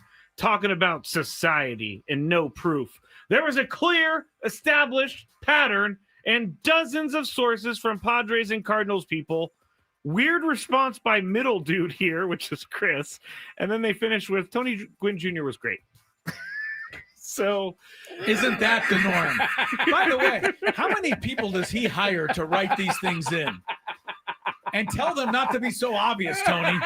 When at the very end they go, "Oh, P.S. Tony Gwynn is great." I do like he was like, middle dude here is weird. Yeah, Tony Gwynn Jr. is great. Yeah, the middle guy, Chris, Listen, doesn't know anything. Wait, so let's go piece by piece. Basically, this is telegraphed by the Cardinals letting him go, and this is just what Mike Schilt does. Okay, basically. why didn't the Padres let him go like the Cardinals did? There's some people that don't believe the Padres, or don't believe that Mike Schilt walked away. They do believe that the Padres fired him. Why isn't he getting paid? That's where I stop at my conspiracy. Listen, everybody's going to want to believe what they want to believe. So that is very true. I do appreciate the compliment, though. I thank you. Well, I'll say something that, you can find idiotic. All right, then where is the mention in that of how Mike Schilt, by announcing it as a retirement, gave up $4 million? That's what he's saying. That's what I'm saying. Sorry. Yeah. Right. So, I mean, I don't get it. People don't want to, if you want to overlook that, and only believe the other side. Because usually when it pertains to money, you think that people have no into what they'll do. But in this case, he's going to give up the $4 million. That just doesn't make sense to me. Unless there is a backroom payment of $4 million. Why does there need to be a backroom payment? No, because this is what I said last night. I will always say that Mike Schilt retired because he left money on the table. So until something happens, but I'm saying let's play that. Why would there need to be a secret payment if indeed they got him to say I'm retiring and they really pushed him out and was like, there is no secret payment. Why would they need to do that? They wouldn't. They would just pay him. As said many times, facts tend to get the way of conspiracy theories. Middle guy or weird. Middle guy's an idiot, though. I know. Tony Good Jr. was great. That's my new nickname. I like that. Middle guy. Yeah. Middle dude. Was he in the middle of the? Okay. Okay. It's better than bald dude. I'll take that. Now you got to start rotating them. So now they can't. So they have more trouble finding me. Yeah. I think they're always going to be able to find the great Tony Gwynn Jr. Middle dude's on the right. Why is he not in middle? This next one I don't think is like crazy, but I don't think it's correct either. The optics haven't changed for me. Schilt saw the writing on the wall where the team reached its ceiling. Impeded by probably a number of factors, he decided to end it on his own terms and ride off into the sunset because the juice wasn't worth the squeeze. Now, I don't think this is a crazy take. I don't believe that Mike Schilt thought this, but I don't think this thought what? That it was the juice wasn't worth the squeeze? The ceiling was already matched. The team ceiling. Team ceiling. So what you're really saying is you don't think this would have been a bad reason. Correct. But you don't think this is actually why he moved away. So you think that he could have looked at this at the end and again decided $4 million was worth leaving on the table. It's always going to come back to the money. Because he wasn't sure that the team was going to be that good next year. Again, it doesn't click. And I'm not knocking anybody for thinking it. It just doesn't click. What clicks is that for $4 million, he wanted to kind of save his life. And that's overstating it. But he wanted to get his life in order. Right. That is where you might give up some money when you've already got some. Right. And to be fair, it's 2 every year, right? So it was 2 years left on his deal. It was $2 million. Okay. So reportedly, $2 million. Reportedly, we should say. Yes. Yeah, you're right. Next one. Put someone as manager who doesn't keep the same lineup every game, even when your number one guy can't get on base to save his life and just jogs instead of running. Put someone as manager who cares if they win or lose and doesn't just tip his cap to any team that makes the team look like fools. I know you guys can't really respond. I can't respond to that. Oh, I can't wait. Who was the leadoff guy that doesn't hustle? Fernando. Yeah, I know. I'm just throwing it out there. Fernando's hustle's never been called into play, has it? Well, I think you can lump hustle and body language. Care. Yes, you can throw that. It all means the same thing to people, I think. All right. So let me read a good one. This was great. Very good commentary. 100% agree. Even by middle guy? Nothing was said about middle guy, so we don't know. Let's see. Keep the bad ones coming. I mean, bad ones. Just give us a wide range. I'm no longer a Padres fan because of this. I think he was fired. Mike Schilt is a class act. I would not be surprised if he ends up as the Giants manager. Wouldn't that be something? If both of the former Padres managers ended up with the Giants directly after? Mike Schilt's smart enough to know that if he really was fired, that by announcing he retired and coming back the next season as the Giants manager would be something that he would have trouble explaining at the very least. For sure. So I would not imagine that. If your diagnosis is correct and he actually does care about what too many people think. Right. Because if he comes back as manager of the Giants, he's going to be hated in this town for a long time by everyone. So that's a good point. I didn't really think about that because I don't think he's going to be a Giants manager. I don't think he's going to manage ever again. Really? Yeah. All right. Here's another one. The Padres have had 6 managers in the last 8 years. Schultz just joins a long list. Why can't they keep a manager in San Diego? I can't answer this question. Okay, we just go one by one. Think Greeny was the first one? 6 and 8 years. Check that. Pat Murphy was the first one. Well, Bud Black, then Pat, right? Well, Bud was here when AJ got here. Okay. Right, and accounting that we're talking about the managers? They didn't list their managers. Well, they just said 6 and 8 years. Murphy, Green, Tingler. Yeah. So it starts at Buddy. Melvin. Okay. So it starts at Buddy. Yeah. I don't have an answer for you. I mean, the Buddy was not able to get him to the playoffs. I assume that has something to do with it, right? And he had a little bit of a roster that money was spent on. Our trades were made, right? And then Greeny had pretty much the rebuild. Most managers don't make it out of a rebuild. I think that's kind of the history of it. Yeah. And then you got Jace Tingler. I think that's probably when you can actually start counting Jace because the team was not very good prior to that. So 5. No, Jace 4. Starting at Jace would be 4. Jace, Melvin, 3. Yeah. Anything, Chris? I don't have a good explanation. The last 2 in particular, it's hard to really say why. I think we kind of learned in Bo Mel's situation there was not always some cohesiveness there. This one is a little bit more complicated, I think. Cole says, I love when Scravy takes on the personality of the author of the message. I do like to do that. Here we go, another one. Half of the time, Chris and I end up yelling at you thinking it's you. That's true. That's true. Seems like his delegation got out of control when players lost their plate discipline at the most crucial times. Maybe he needed to grind on Manny and Toddy a little bit. Maybe bat Toddy ninth to show him a little humility and light a fire. Don't care about his personal problems. He can't show up to the ballpark in a catatonic state at the plate. Who's this? Fernando again? Yes, Fernando. We got catatonic and we got, did he use delegation? Delegation, yes. It's interesting that you bring this up because Dave Roberts today, to try to wake up Shohei Ohtani, batted a ninth. Man. Yeah, right. I was going to say, what? I mean, that's the thing. He's 4 for 29. As Scraby likes to point out, I say he's swinging like a rusty gate. He looks terrible. He's obviously got no energy. He's not on base. I mean, he grounds out, runs back to the dugout. But you just don't move guys that are good like that. And everybody else does the same thing the Padres do with their lineup. Everybody does. The Padres apparently... The big dudes do not move. They don't. That's why they're the big dudes. And now if you want to say that Fernando and Manny didn't get it done, I agree with that. They did not perform the way they needed to for the Padres to win. Same way Bryce Harper and Trey Turner and Schwarber didn't do anything in the 3 games the Phillies lost.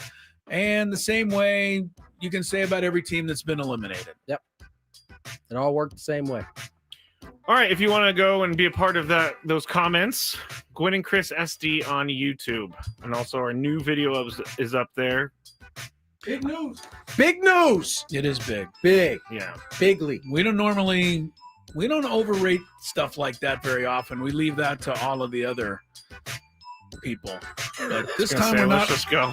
Yeah, we're not overrating it. Sunday Night Football features 2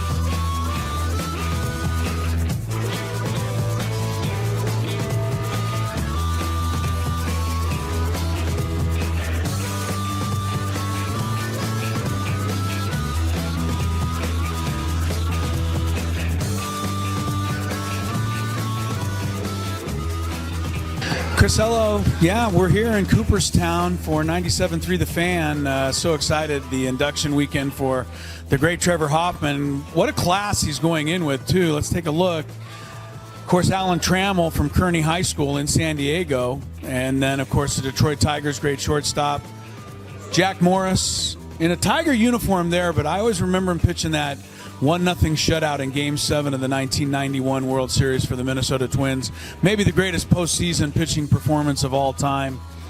Chipper Jones, Padre fans remember him. Every fan of a National League team remembers him because he would come in and do damage to that team.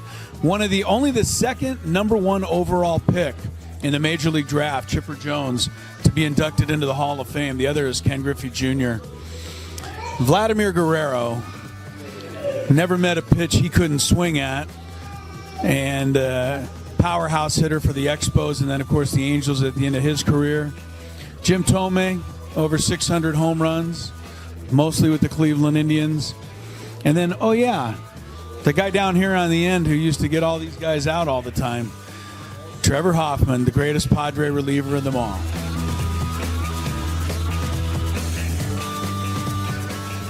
Two of the greatest outfielders in the history of baseball. Of course, you've got Babe Ruth right here. Ted Williams right over there. I was wondering who the third outfielder would be. And then, of course, it hit me. Tony would be upset if I didn't say that the third outfielder, who will someday probably be displayed right here between these two guys, is obviously Mike Trout.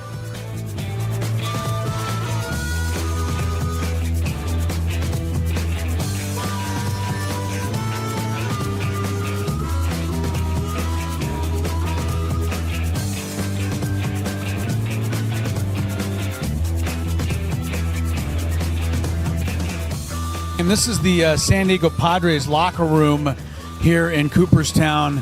Obviously a couple of jerseys there and hats, gloves, all-star stuff. I think the most interesting thing in this entire display, though, especially this weekend, is a picture in the top corner of Angus Young. He's the guitarist for AC/DC, wearing a Trevor Hoffman uniform, obviously playing Hell's Bells. I know that Trevor went to many AC/DC concerts and was honored by sitting in the front row to watch AC/DC play Hell's Bells in his honor. But there's a picture of Angus Young playing Hell's Bells for Trevor Hoffman, wearing the 51 jersey right there.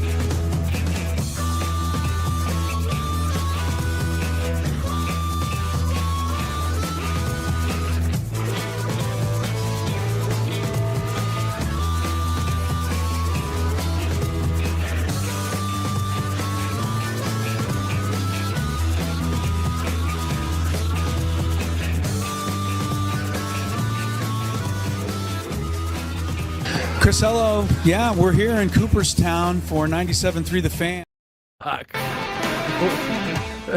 Tony Gwynn Jr., Crisello, Matt's Gravy.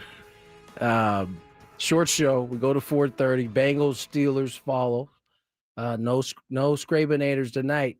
The Chronicles will have to be postponed till tomorrow. Yeah, darn Aaron Rodgers taking It's not your postponed. spot. It returns tomorrow. Yes. But here we are, 4 o'clock hour. Where are we going here? We got Chris versus the fans. All right. Well, 833-288-0973 if you want to participate. Now's the time. Again, 833-288-0973. Let's play. If you had one shot, one opportunity to take down the human almanac himself, howdy do. Now is your time. Listen to me, this guy is dangerous. Now is your opportunity to win a prize. Well, I hope you know what you're in for. Chris versus the Fans starts now on 97.3 The Fan. All right. You will be qualified if you win today for a chance to win our grand prize, a trip for two to see Jerry Seinfeld in Las Vegas, including 2 tickets to the show on April 17th at the Coliseum at Caesars Palace, a 2-night stay at the Flamingo Hotel and Casino, and a $100 gas card. Jerry Seinfeld returns to the Coliseum at Caesars Palace on April 17th and 18th. See Ticketmaster.com for tickets. The rules. You have to make it through 3 questions. Each question will get more difficult as you go along. If you get the question right, you move on. If you get the question wrong and Chris gets it right, you are eliminated. But if Chris gets it wrong, then you move on to the next question, or you win if you're a first-time player. Let us know before you get into it, and you'll get that question for free today. All right. Let's see. Who do we want to go with first?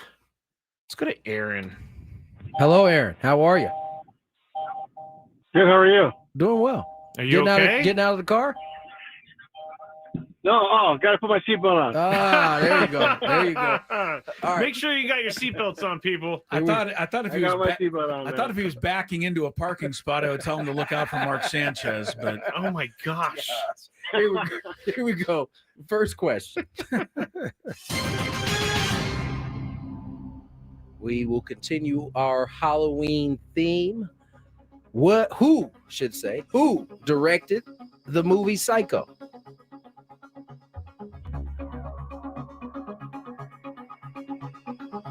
I'm going to say, I don't know, Stephen King. Stephen King. Went with a scary person, at least. Unfortunately, no. Yeah, much too famous. Alfred Hitchcock movie. Sorry about that, Aaron. Sorry, I want to just glad take you a minute. put your seatbelt on. Yeah, well, that's good. He's a good guy. He's putting a seatbelt on. That's what I said. For that. I do want to tell everybody who watches movies out there, and that's everyone. Do yourself a favor and at least rent a couple of Alfred Hitchcock movies in your life. I like The Birds. Yes, The Birds. Honestly, don't miss them all. They're so good in so many different ways. Psycho is the birth of scary movies. A scary basically. scene. Yeah. I mean, and kind of wigged out movie. I don't think it's his best. I think Rear Window and North by Northwest are the ones, but you can get whichever Hitchcock one you want, and you need to see at least one or two. Chris was supposed to watch movies over the winter break last year. You gave me terrible ones to watch. Well, that doesn't matter. But I watched Rear Window. I gave you good ones to watch. And Rear Window was very good, and I became a huge fan of Grace Kelly in that movie. Yeah, can happen. So, all right. Let's go to our next contestant. We will go to Thomas. Hello, Thomas. Hello. How are you, Thomas? Here we go. You ready to play? Yes, sir. First question. Where do the A's play now? Sacktown, Sacramento. Sacktown. They don't want you to know that. Well, I don't know if you saw it. What? They released their road uniforms next year, and it does say Sacramento. For the first time. Yeah. All right. Too little, too late. No, it's they've been burying themselves for the whole year. They have Better late than never. Exactly. They made the adjustment. All right, here we go. Question number 2.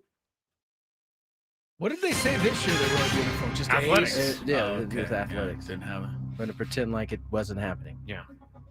2 players have racked up 10 RBIs this postseason. I'm going to need you to name both. We got 10 RBIs. I'm going to go with Cal Raleigh and Vladimir Guerrero Jr. Stay there, Thomas.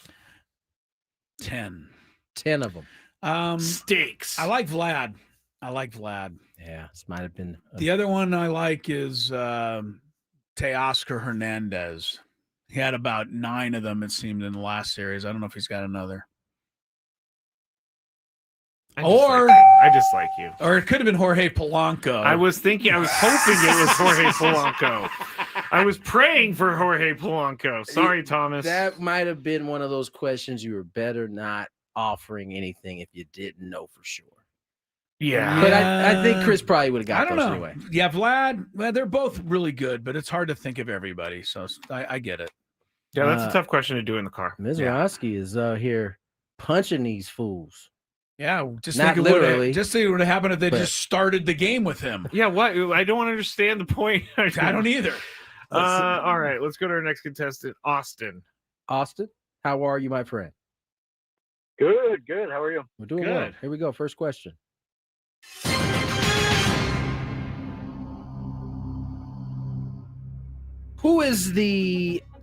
What is the name of the main villain in Halloween? No idea. Oh no! I thought this was easy. Yeah. Said no idea. Oh, that hurts my heart too. Can we give him a clue? No. Or do the other fans get mad if I give a clue? Yeah, that's the real. All right. reason Sorry, no there. clues. I didn't know, so that's a buzzer. Yeah, I was going to say he's also the name of a Saturday Night Live guy, but Michael Myers. Yeah. Sorry.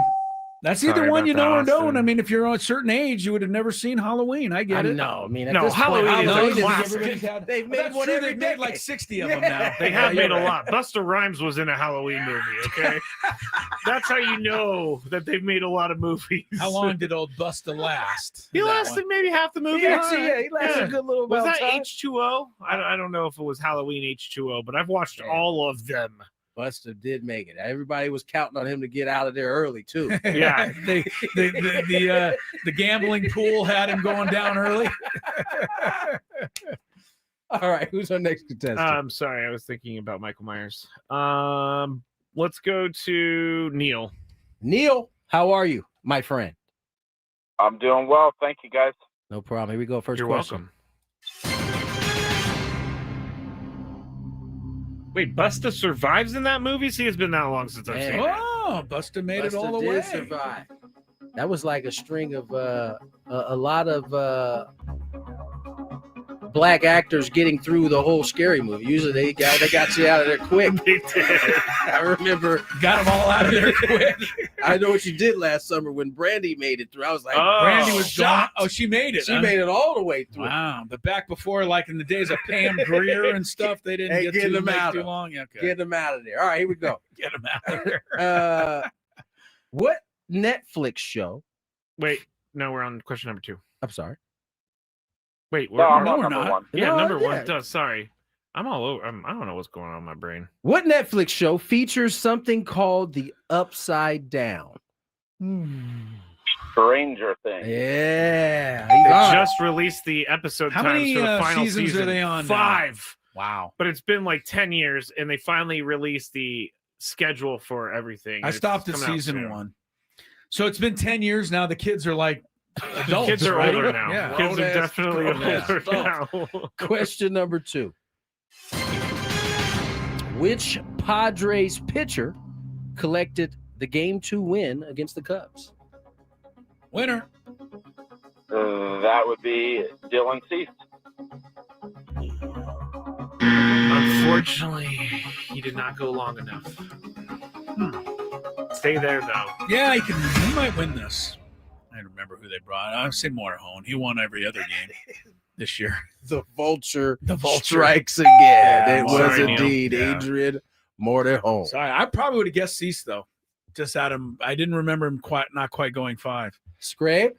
Scrape. Next contestant, please. Brad. Brad. Brad, welcome to the show, my friend. First time player. First time player. On to question number 2. Good to have you, Bradley. Or Brad, sorry. What college did Travis Hunter play football at before Colorado? So number 1? So number 2. Oh, I was gonna say. Travis Hunter for Colorado. Wyoming. Oh, that would be a great get for Wyoming. Wyoming Stay would there, put though, themselves on the map. You got to let him know he's wrong first before he tells you. I do not know, but I think I might have figured it out. Did he start with Dion at Jackson State? That's my guess. I hate you sometimes. Sorry. Sorry. I wasn't sure, right. but sorry, I Brad. kind of figured it out. I hate when you eliminate first-time contestants right off the bat. Just hate it. Such a jerk. Well, I'm the middle guy. What do you expect? I am. Kind of thing. That's such a thing that a middle guy does. Yeah, Sounds like a character on some odd TV show. The middle guy. I'm trying to think. Yeah. What was that one? The X-Files or something. Didn't they had guys like Cigarette Man and remember that show? Really? Oh yeah. Well, I was always scared of the X-Files, so I never watched that. I think I've watched it as soon as the recently. Padre game ended, X-Files came on right after I turned immediately. Oh, you were.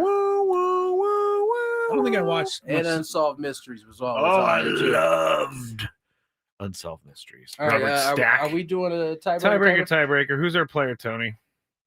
Oh, that we're picking? Yeah. Allen Iverson. I want to take it back real quick. It was Cigarette Smoking Man.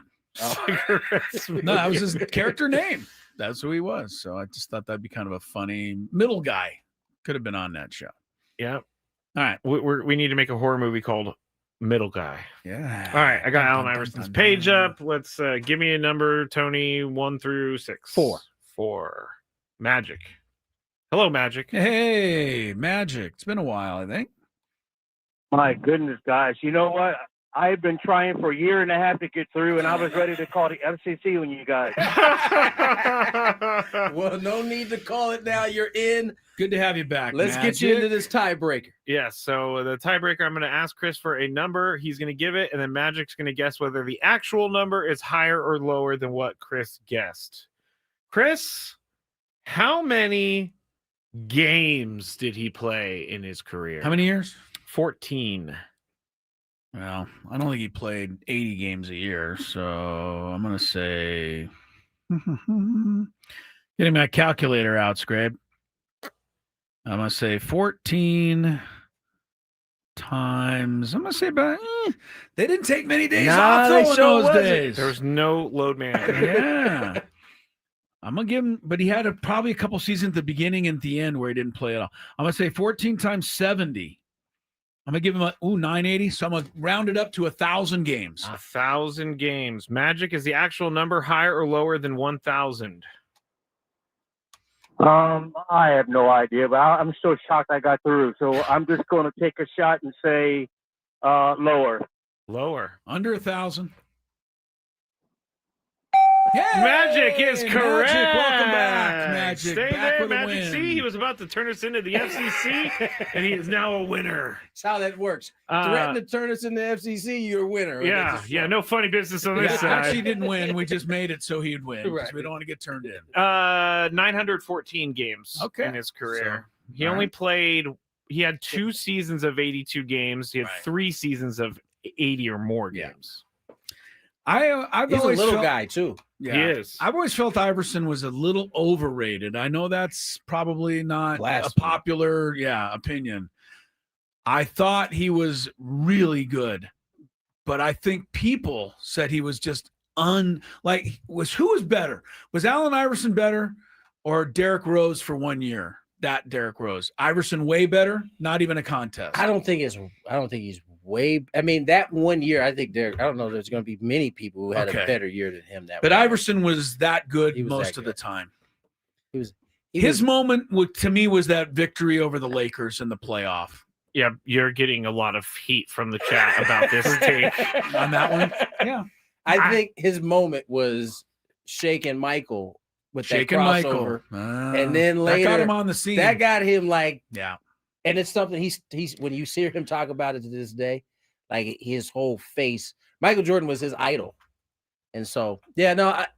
My complaint about Iverson is, other than that moment against the Lakers in the playoff and the finals, I don't recall him being at that stage. So do you feel the same way about Reggie Miller?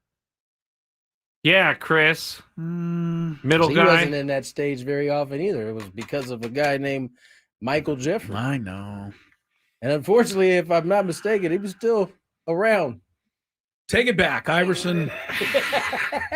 Hall of Famer. Does he have an MVP? Yes, he did. He get one. Reggie Miller doesn't have one. So man, but Allen Iverson's garbage. For the I record, didn't say that. I said overrated. For the record, I think both of those guys we mentioned, AI and Reggie. All right, we have to go to break. Incredible. All right, we got to go to break. More Gwynn Chris on this side. The best way to